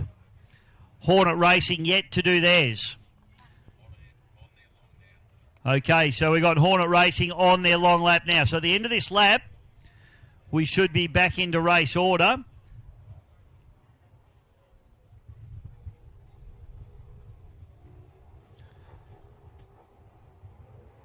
So having done their long lap, TCR, race leader in the Supercat 600. Okay, so everyone should have completed their long laps now. So we have Mobile X leading the Supercat Extreme category, back to Mojo, who have now done their long lap, and Hornet Racing, who have also done their long lap, but they are nicely in touch. You're going to have to run around the outside. DLR might just run them a little bit wide. I hope those boys know they're there. DLR taking a bit of a strange line down through the bottom turn there, trying to get out of everyone's way, I think. Venturi having completed their long lap as well. Hornet Racing going through, heading up into the dog leg now. Venturi on the outside there, and the boat that we just picked up was the DLR going through the dog leg. So as we watch Venturi now heading up the back chute.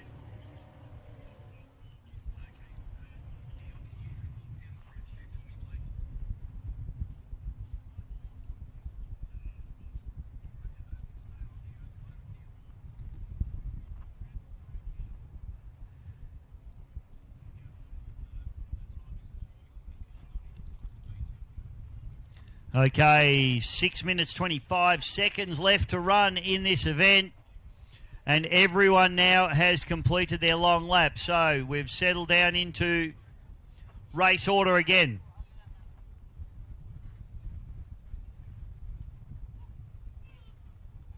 Mobile X, race leader in Supercat Extreme. back to Mojo, back to Hornet, back to Venturi. In our Supercat 600 category, race leader, TCR Offshore. Back to DLR, the Sting has stopped. And, of course, Kess Racing, unfortunately, with that spin out and rollover, are out.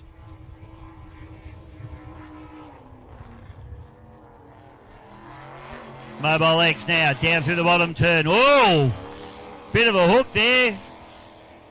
Stevie J just having to come off the throttles there for a moment. A little bit wild. Todd Kelly and Stewie Eustace now. The Mojo, boat 15. Sounds strong. Hornet Racing now, third place. And we've got our race leader from our Supercat 600 category just been swallowed up by those guys. But Stevie Kelly and Scotty Richardson, they will be absolutely ecstatic.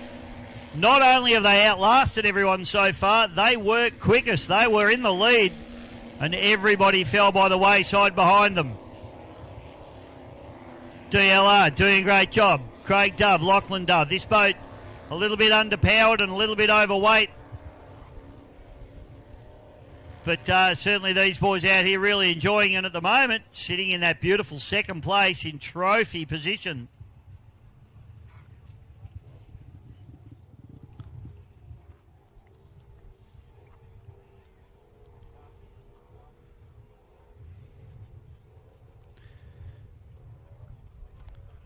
I feel like the bottle of Bundaberg rum in the TCR transporter should feel a little bit nervous right now. 4 minutes left to run.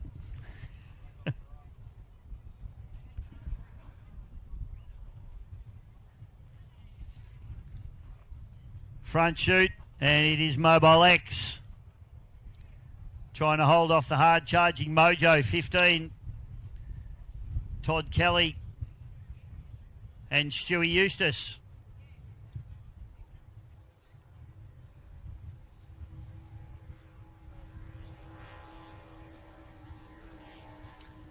This boat, former World Championship winning boat, or winning team, I should say.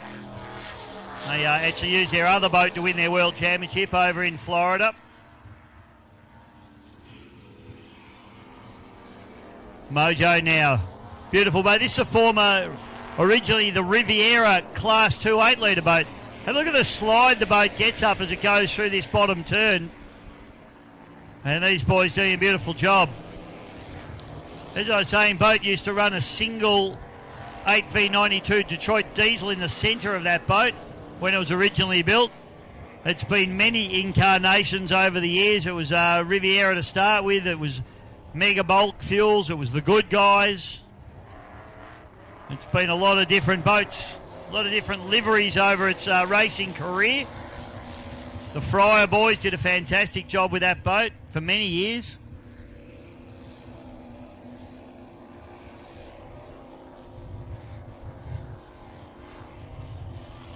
TCR now, we focus in on coming down the front straight away. As we look at the back straight away, Venturi.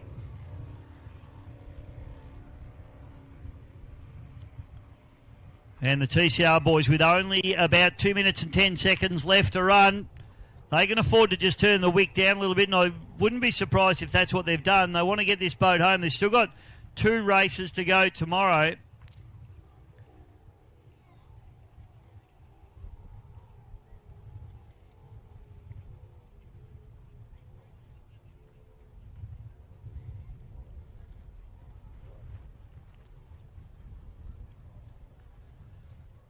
So DLR now down in the bottom turn, the Dove boys.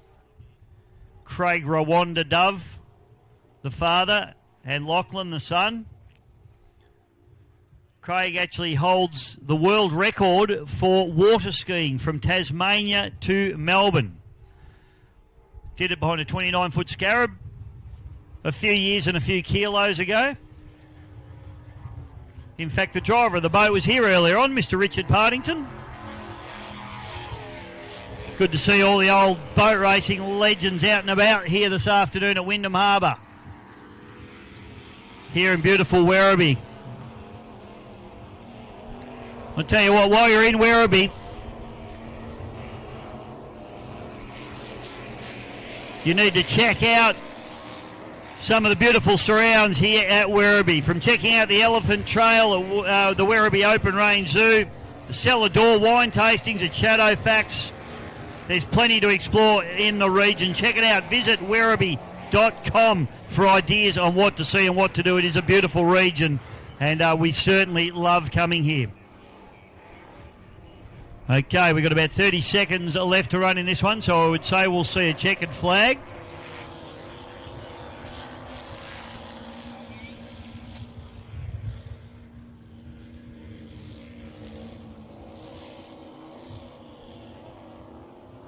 For the Mobile X machine, Darren Nicholson, WC, and Stevie J, Stephen Jellick.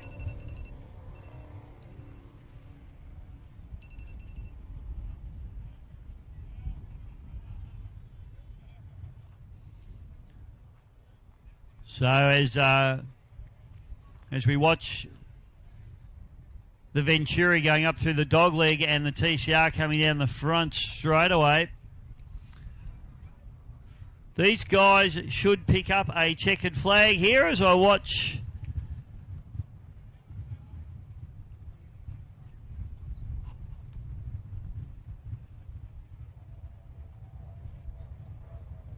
and TCR come through, and that will be... Do we see a checkered, or do we... not lead boats, only lead boat gets checkered. Here we go. So it'll be lead boat getting checkered. TCR will head off for their final lap. Race leader, race winner, ladies and gentlemen. It is the Boost, the Mobile X. Coming through, Darren Nicholson and Stevie Jellick. Taking the win. Second place, ladies and gentlemen. Put your hands together. The Mojo, Todd Kelly and Stewie Eustace. Third place, a hard-charging third place, will be Hornet Racing, Mick and Jason Kelly. That'll be a second place there for DLR, Craig and Lachlan Dove for JV Marine.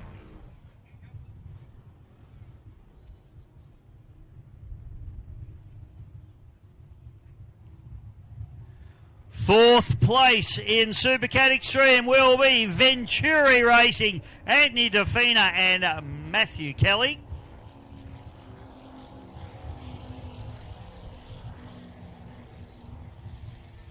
And poor old TCR has to go and do an extra lap.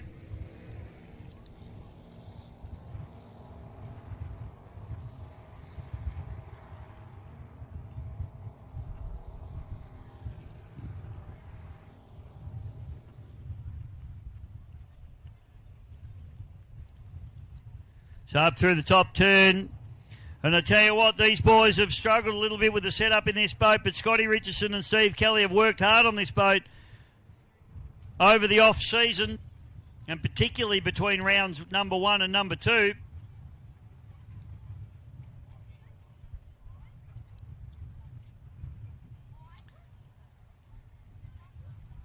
So the Supercat 600 category certainly not panning out the way that most would have expected. The two V8 boats unfortunately failing to finish. And they are the two quickest boats in the field. But you know what? You've got to be there at the end to win these races. We've got bracket class racing coming up.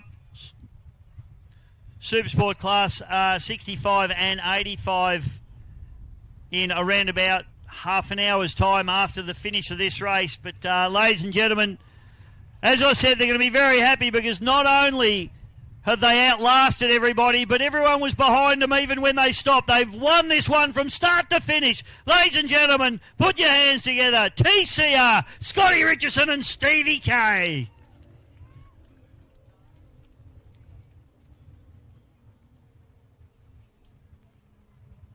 All right, folks, well, time to go and grab something to eat, something to drink, because we got more racing coming your way. The final race of the day, our Supersport 65 and Supersport 85 category boats will be out on the water before too long, ladies and gentlemen. Stick around. Hope you're enjoying the racing.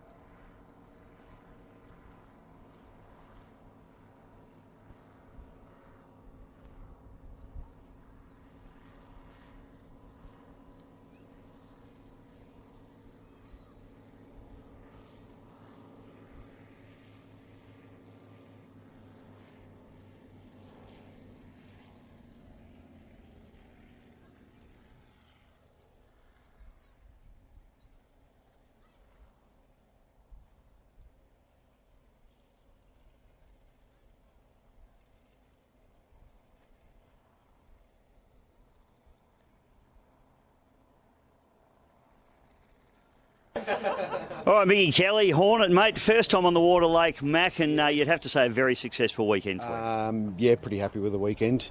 Had no idea, had 40 minutes in the seat before we got on the water, and pretty happy with the weekend. Yeah, got a rundown. You've given the boat a big birthday. Obviously, the boat come over from New Zealand. New drives on the boat, and also freshen up. Well, going over the engines, pulling them out. Yeah, absolutely. Before, in one of the test it's all right, folks. English is his second language.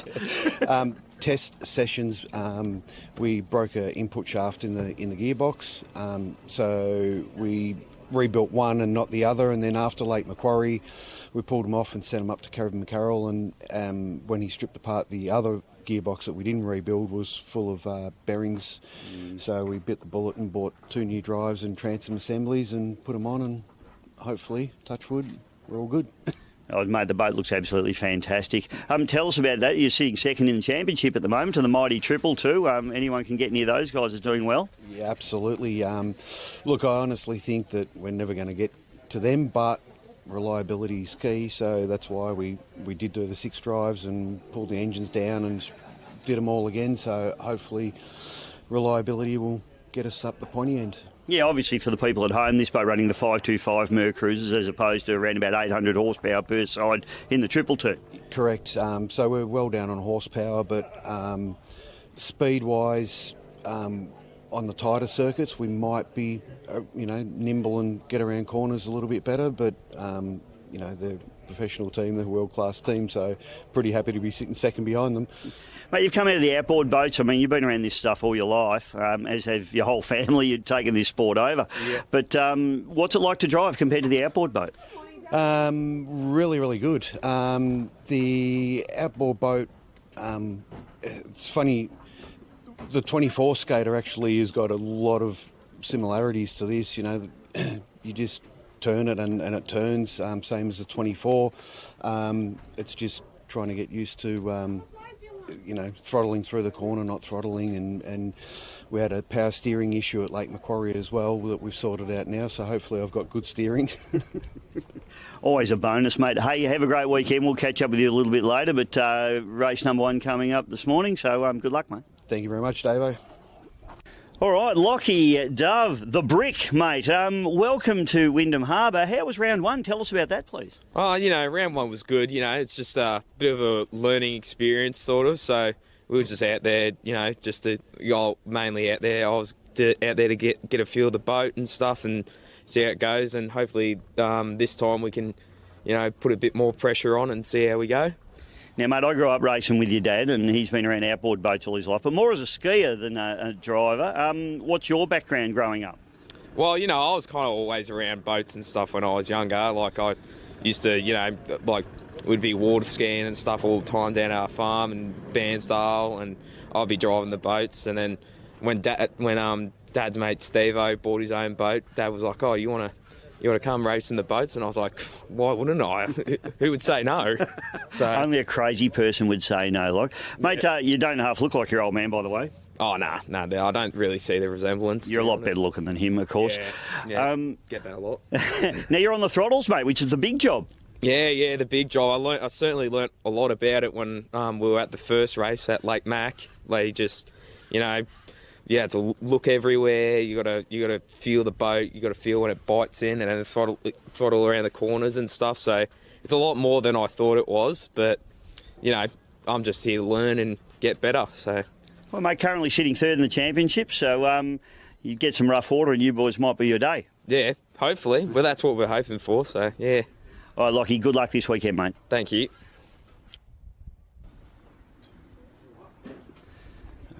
Well, Stevie Lancaster, mate, round number 1 done and dusted. I didn't get to catch you at Lake Macquarie, but run us through that one, please, mate. First run in this boat for myself and Scott, and consistency was all we wanted to do and finish and learn, which we did. Had a bit of a tussle with the Sting, but looking forward to today. Mate, you've come out of a ski racing background. You and I have raced against each other for many years. You know all about controlling and driving fast, lightweight little boats. What's the differences with this thing? It's faster, it's lightweight, it's just bigger. So today I'll be a bit flat, which I'm not looking forward to. I'd rather be a bit rough, but it's all the same water for everybody, so I'm looking forward to it. Mate, goodbye by you. It's obviously this is the championship winning boat from last season. Does that add to the pressure, or does it make things a bit more comfortable for you? Oh, it does, knowing the boat does perform and does handle, but Scott and myself, a new team together versus the Ant and Matt who've drove it for a long, long time, so got a lot to live up to. You enjoying the boat? You enjoying being strapped in? It's a totally different thing to your ski racing background. Love it. Absolutely love it. It's good, mate. It's great to see you out there. I think currently running second in the championship. What's the plan for today? Same again. Still keep the word learning, but just more seat time. Learning how to turn it and go fast around corners, I think, is the key for this weekend. Yeah, good to get Scott on board too. I think that was a good selection for a throttle man. Yep. It helps with the weight distribution, not him to me. But he's been around a very long time, and he's great to have as a partner. How much lead's under his seat? His fuel tank's double my fuel tank. Hey, good luck, Stevie. Great to see you, brother. Thanks, Dave. The 2026 Australian Offshore Super Boat Championships is proudly brought to you by JV Marine, which features Australia's biggest marine superstore, located in Melbourne's southeastern suburb of Braeside, covering 10 acres of new and used boats and jet skis, including all the big brands. Mercury Racing, building the best marine and automotive propulsion systems, accessories and parts on the market. Learn the value of raw performance and power. Club Marine, Australia's largest boat insurance provider with flexible savings benefits to suit your lifestyle. Compare, buy and save online in minutes. DSA Earth Moving Repairs, keeping industry moving. And Overdimensional Lift and Shift, specialists in heavy and over-dimension ventures including transport, lifting, installation and construction, and storage.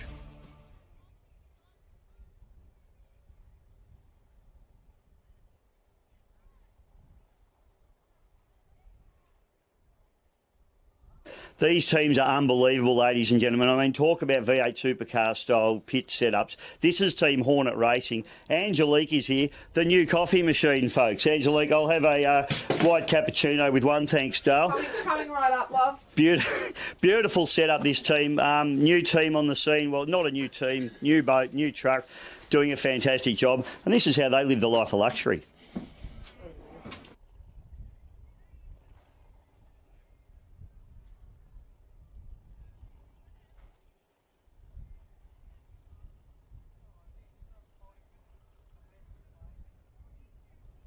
Adventure calls. And now, JV Marine World proudly stocks Ray Glass boats, the ultimate in quality and performance. Whether you're chasing big game fish, spending long weekends on the water, or cruising with the family, Ray Glass boats do it all with comfort and style. Visit JV Marine World, Australia's largest boating superstore. JV Marine World. Your Ray Glass journey starts here.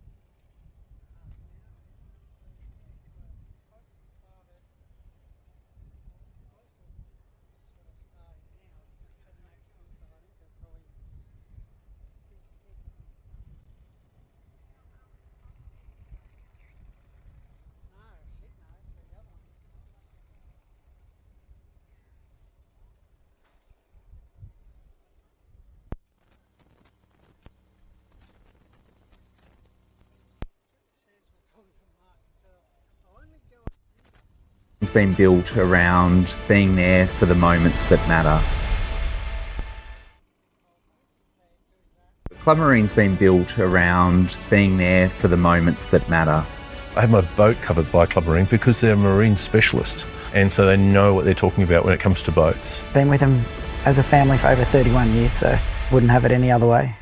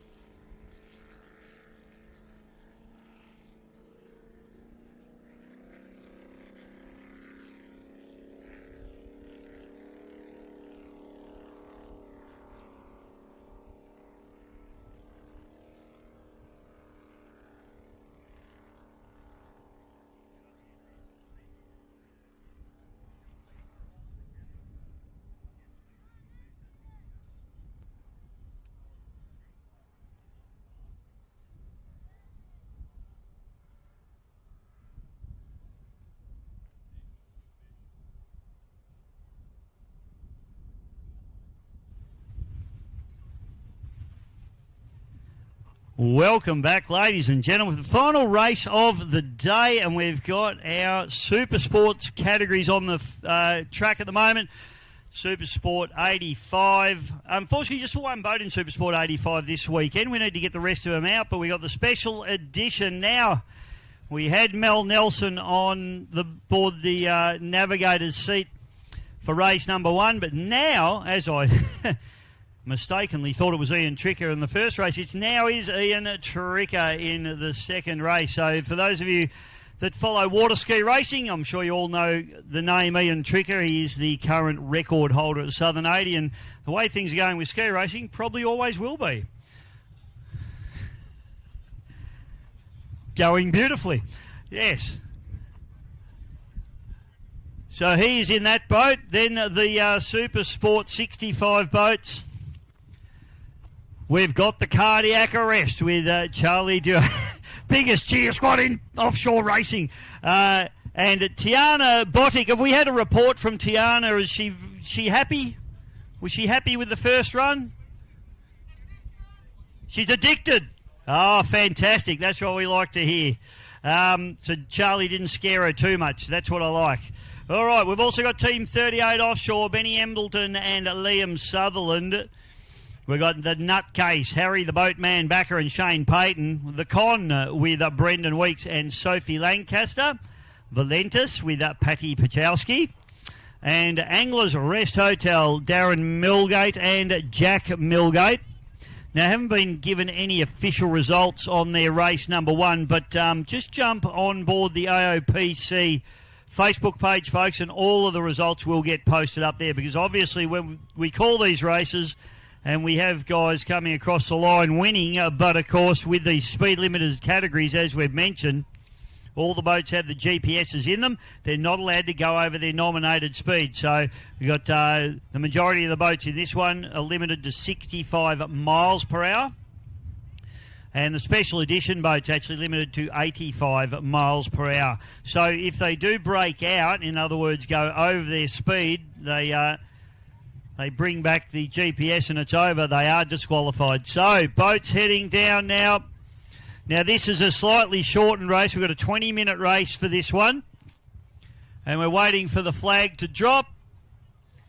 And I'd say that looks to me like we are racing.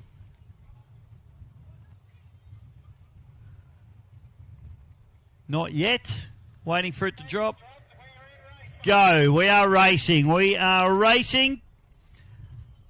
So, Super Sports categories here at Windham Harbour for round number 2 of the Australian Offshore Super Boat Championships, and we're away, and the wind's starting to come through, and I tell you what, couple of big hits I can see already down the front straight away. Valentis throwing plenty of spray around, as too is the special edition, although Mark the Russian absolutely gobbles up these conditions. Have a look at the Nutcase.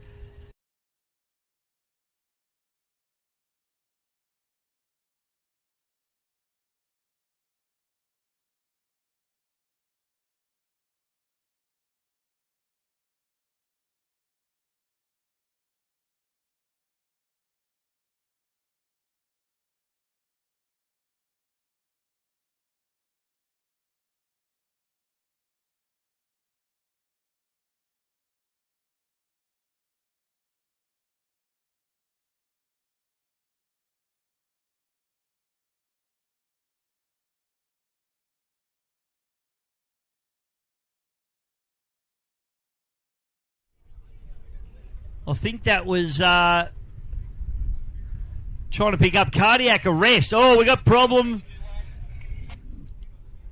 Got problems there for Team 38 Offshore. So Benny Embleton and Liam Sutherland, unfortunately, with a drama down the first chute. And they are headed back to the marina.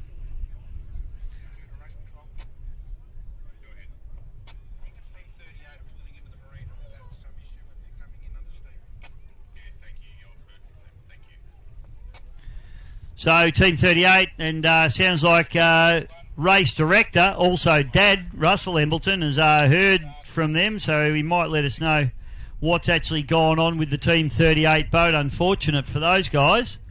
Looked like it was running okay. And it sounds like some of the hardware off some of the hull has come away. So boys are choosing discretion as a better part of valour and pulling in. So that's a shame there for Benny Embleton and Liam Sutherland. But the good news is that doesn't sound like too big a fix for them. So let's hope they can get that sorted for tomorrow's race. Race continues on now in earnest. These beautiful shots coming from Andy at Airscape Media here from our drone. And what a stunning part of the world we are in. Beautiful Werribee, Victoria. Windham Harbour to be precise. And there's plenty to do down here. The Werribee Open Range Zoo, absolutely fantastic. If you're coming down this way, that's got to be on your to-do list. Oh, now, just picking up there. We've got Special Edition in front of these boats here, but Special Edition has come off the pace. In fact, the Supercat, Super Sport 65 category have just gone around the Special Edition. So drama now for series leader and race number 1 winner, Special Edition, Ian Tricker and Mark the Russian. They get slotted back, and in the Supersport 65 category, race lead goes to the Nutcase now as they pull into the lead of this arrangement. Now we've got Paddy Pack and the Valentis on their inside, taking some big hits here. We've also got Diorio and Botic there in the cardiac arrest machine on the far inside, so just trying to pick up. So Valentis drops into the wash there of the Nutcase. Cardiac arrest running a very tight line. That's good operating from those guys. Just on the inside of the wash of the Nutcase as they fire down through the bottom turn. So this battle really going on now. One of these teams is probably going to have to do their long lap at some point.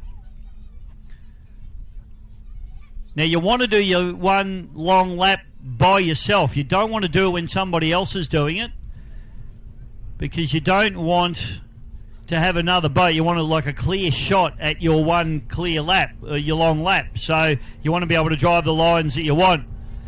Sadly, Special Edition limping back down through the bottom corner, and will they go through to the pits? I think they will. So very disappointing there for Mark Pajewski and Ian Tricker, not getting to finish what they started, and that boat rolling back into the pits. So Special Edition out of the race, and that is the only Supersport 85 boat in the category. So that means they will collect points for starting, but unfortunately that boat heads back into the pits, and let's hope they can get it sorted for tomorrow's racing. Okay, third and fourth. The battle going on here between the Con on the inside and the Anglers Rest Hotel.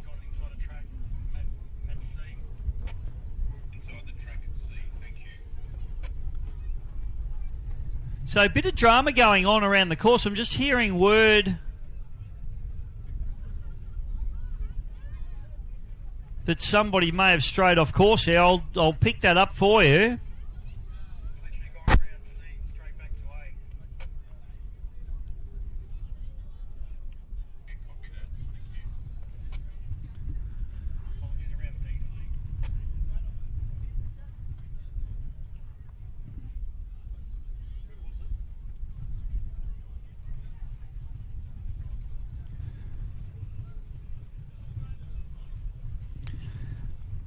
Rightio, so we've just had word that although they're charging down and leading quite comfortably, Harry the Boatman Backer and Shane Payton may have taken themselves a little shortcut, and I'm going to say not an intentional one. Okay, and boat number 46 doing their long lap now. So that is cardiac arrest off on their long lap. So I would say we've got a bit of a problem. It sounds like the nutcase machine has at bare minimum missed a turn boy there. So although they are in the front of this race, they may not be your race leader anymore. How's that wrap going, Tilly? Can you get any more in your mouth? Fair dingham, Peel. This kid can eat. That wrap didn't stand a chance. All right, so now picking up on Valentis now, and Paddy Pack just had a huge fly just before the shot went to him, but he's working pretty hard in that boat. It looks reasonably smooth from where we're sitting, but out on the course, especially with these beautiful drone shots, you can certainly see that it's getting quite sloppy for these guys now.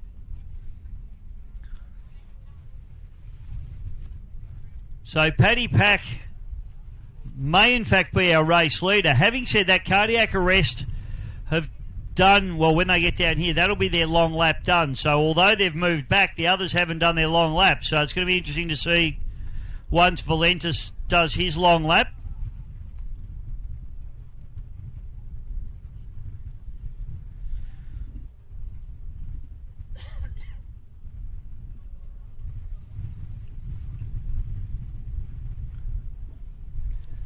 Cardiac Arrest there just coming down through the bottom turn, so they're trucking along quite nicely at the moment. Tiana Boddick, Charlie Diorio, Cootercraft Hull, Yamaha Power as it fires down the back chute.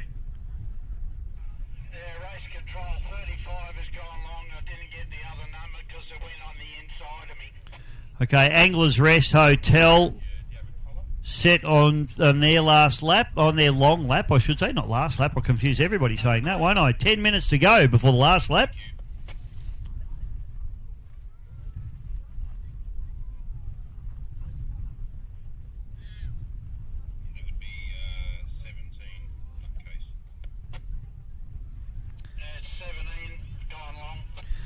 Okay, so Nutcase going off on their long lap, but there's a little bit of a question mark over Nutcase now, given that they may have failed to go around all the turn boys. So Valenta still needs to do his long lap. Paddy Pachowski. The Con still needs to do theirs.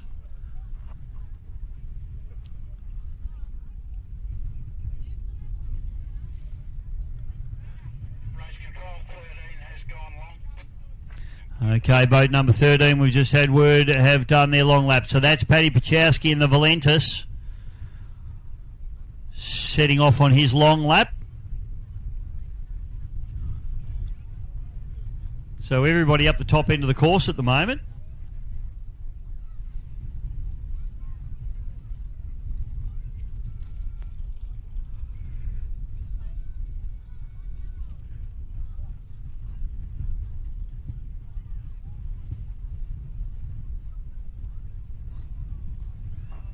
Couple of big jumps coming from these guys. The boat on the outside there is the Anglers Rest Hotel. Darren Millgate and Jack Millgate. Father-son combination in that boat. 21-foot bullet. And they're actually holding the Con out at the moment. Con has not done their long lap yet, I believe, with Brendan Weeks and Sophie Lancaster.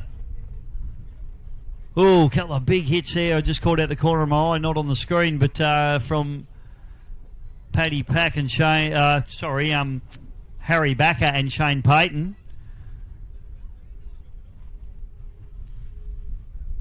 Pushing very, very hard. So conditions are getting quite sloppy out here now.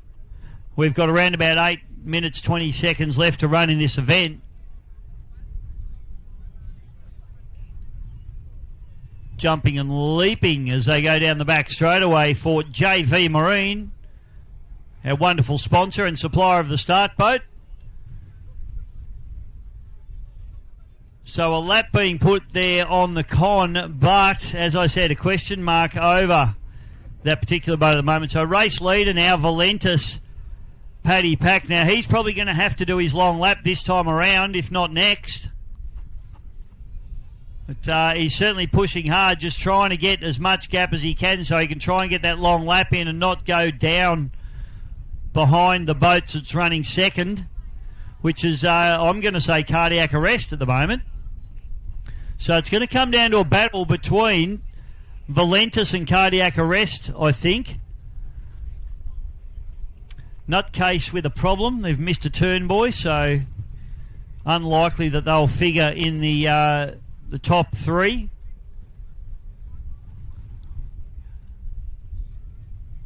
Unfortunately, too, for Nutcase, they broke out in the previous race with 7 minutes to go for JV Marine. They've had a bit of a dog of a day. And Harry Backer and Shane Payton will not be happy tonight. I might go over to the TCR camp tonight. That's going to be the place to be. That poor old bottle of Bundaberg rum is going to be getting a hiding, I would suggest.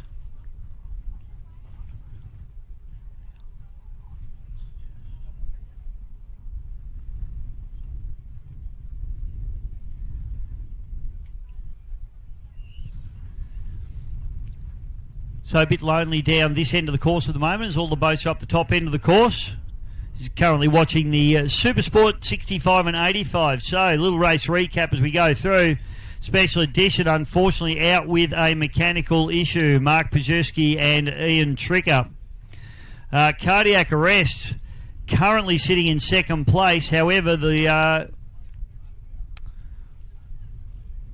tell a lie. Valentis has done his long lap. So the only boat that hasn't done their long lap that I've been informed about is the Con, and he may have done his by now. So I'll just confirm that. But Valentis has done their long lap. So cardiac arrest running in second spot. Team 38 out with a hull issue. Nutcase, we believe there may be some sort of penalty hanging over them for missing a turn, boy.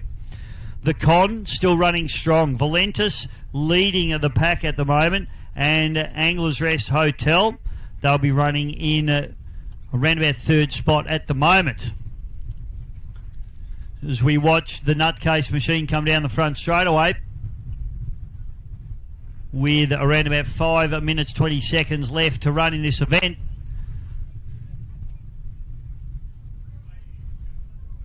And given that I haven't seen the infringement, I can only assume I have heard that there has been one, but we'll let the officials obviously decide on that. We'll call the boats as they come through.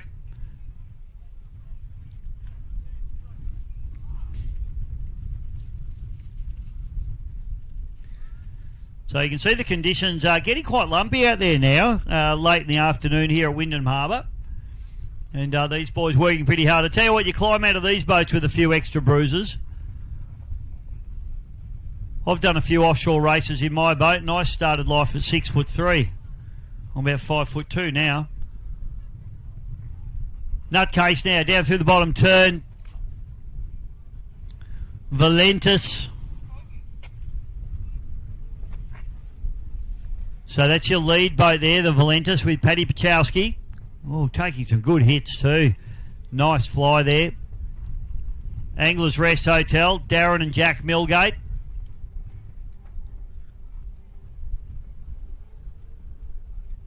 Running nicely. So race leader Valentis back to cardiac arrest. Not entirely sure where we'll put Nutcase at the moment. So this is the boat running in second spot at the minute. Cardiac arrest. Let's hope no one has a cardiac arrest today. I reckon a couple of the crew might have had cardiac arrests down here. Where have they all gone? Is the cardiac arrest crew still here? Oh, we got 2 at least. I don't know where the rest of the crew's gone. The Con now out of the top turn there, Brendan Weeks. Beautiful footage coming here from Andy at Airscape Media. Tracking that boat, and you can see the swell just rolling through now. That Millennium hull running the Mercury Optimax on the transom.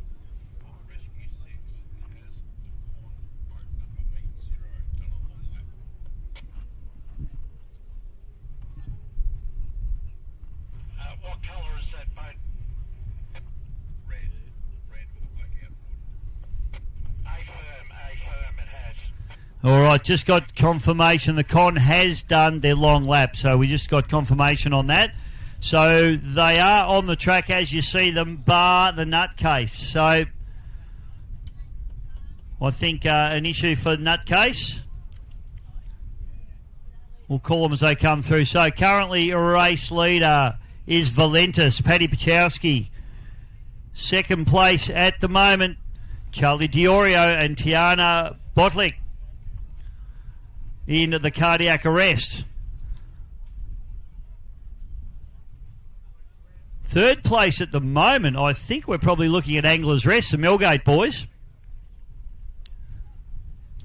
Then we're back to the con and probably nutcase, depending on whether there's any penalties to be applied there. With 1 minute and 39 seconds to go. I'm just going to try and get confirmation. I'm not sure on Angler's Rest and the con as to where they've fitted in. Russell might be able to let me know on that one.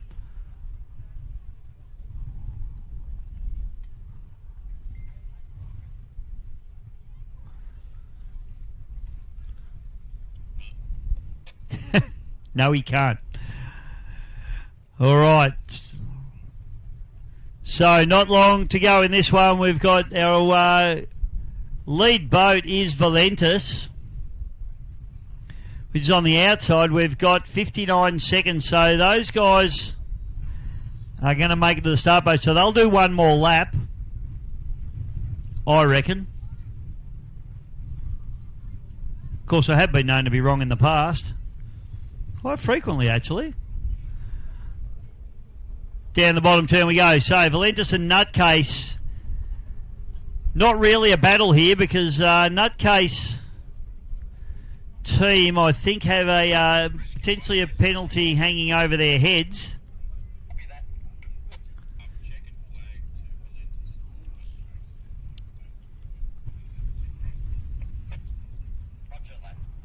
Okay, so we are going to see checkered flag this lap. So final lap as they set off down the back straight away. The Nutcase and the Valentis. Paddy Pachowski's done everything right this weekend so far. And he would love it to bag a championship.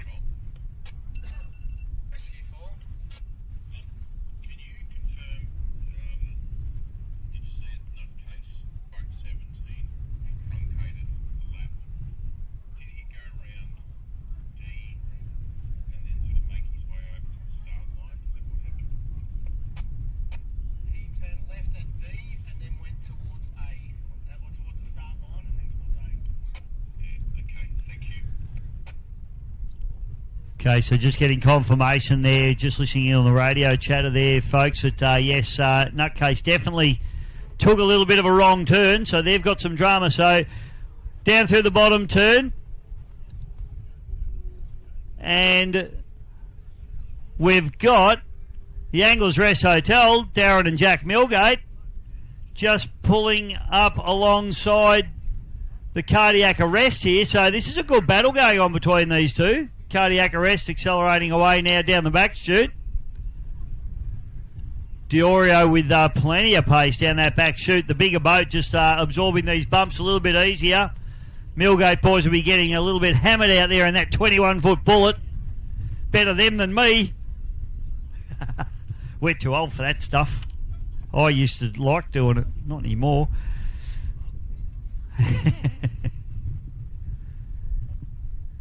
So up through the dogleg goes the cardiac arrest. Race leader, Paddy Pachowski.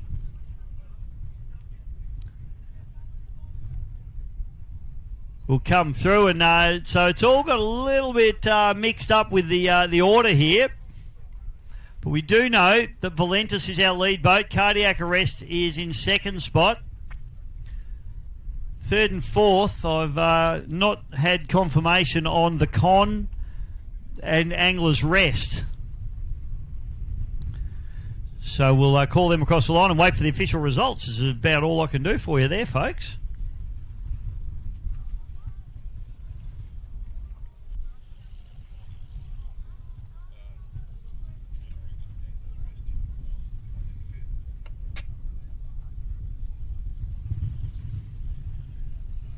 All right, so here we go. Checkered flag will be produced on the finished boat, ladies and gentlemen. And Paddy Pachowski, I tell you what, he has been absolutely clinical here this weekend so far. Still got another day's racing to go, but these guys only one race tomorrow. The big boat's 2 races tomorrow. Let's hope that Kess Racing can get dried out and back on the water for tomorrow, because they were on the hunt today. Not sure that they will. But ladies and gentlemen, he has been absolutely awesome here this weekend so far. Paddy Pachowski in the Valentis takes the win in the Supersport 65 category. Valentis, a solid win for him. Now, Nutcase will come through and take line on a second place. However, there is a dark cloud hanging over this team, but put your hands together regardless. Harry the Boatman Bagger and Shane Payton. I think they might have some explaining to do after that one. The Con comes through. Put your hands together for the Con. Brendan Weeks and Sophie Lancaster. Fantastic effort there. They've had a great day. Boats hung together. They've outlasted a lot of other boats, I can tell you.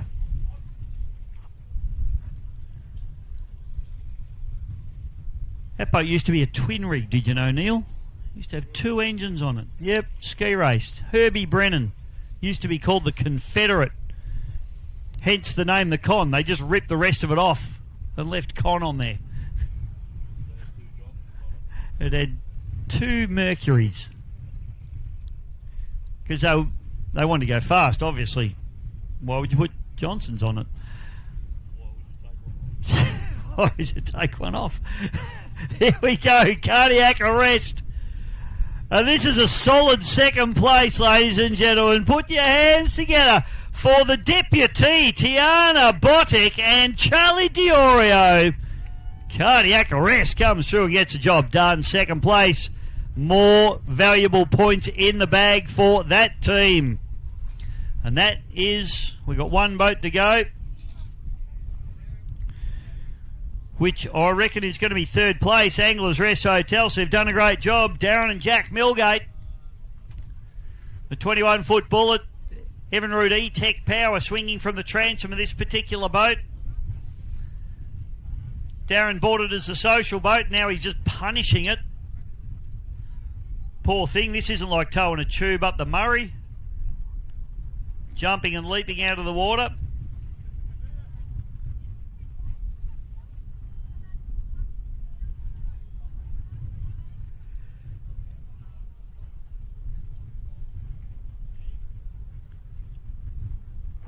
And put your hands together for the final boat home. 4th place, ladies and gentlemen, for the Anglers Rest Hotel, Darren and Jack Milgate.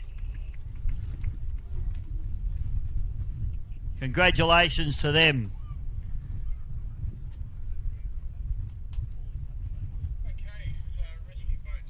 Well, ladies and gentlemen, that wraps up today's racing from here at beautiful Windham Harbour. Got a little bit windy towards the end there. We've got some great racing coming your way tomorrow. There was plenty of action. I hope everybody at home enjoyed the racing as much as everybody here enjoyed the racing as well. And it's great to have you all on board. It'll be GP Hydro live streaming. Stick around, Bud. You need to talk to you.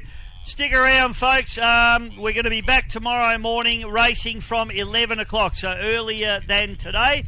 11 o'clock and then following through from there. Thanks for watching, everybody. Hope you had a great day. We'll see you tomorrow.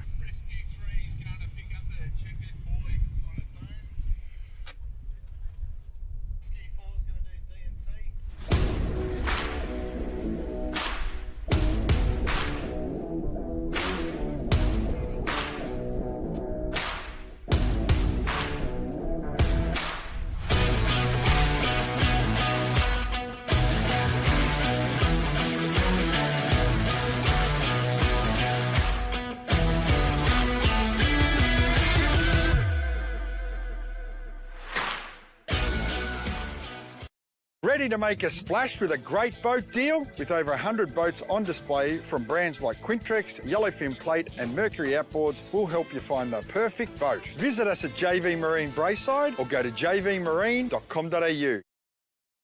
Adventure calls. And now, JV Marine World proudly stocks Ray Glass boats, the ultimate in quality and performance.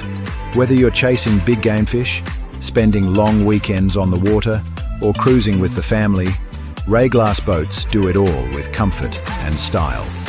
Visit JV Marine World, Australia's largest boating superstore. JV Marine World. Your Ray Glass journey starts here.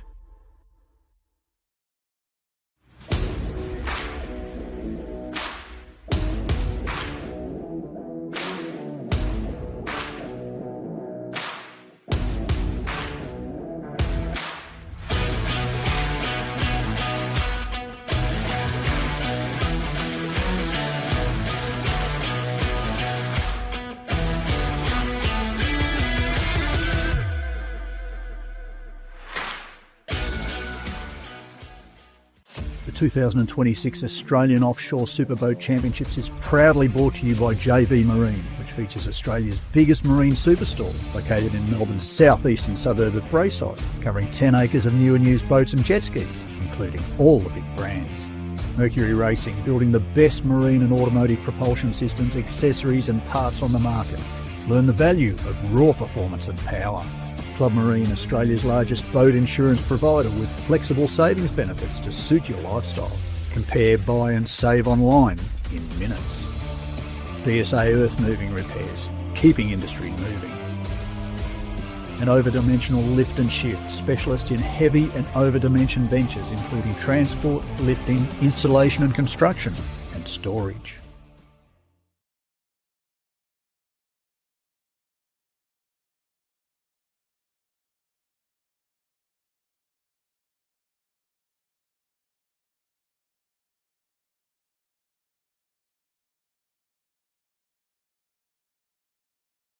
Fishing and boating to me are pretty much my world. It's my passion, my hobby.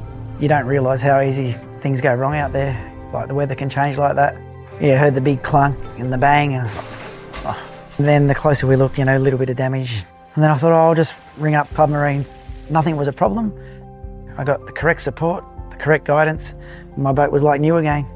Been with them as a family for over 31 years, so wouldn't have it any other way.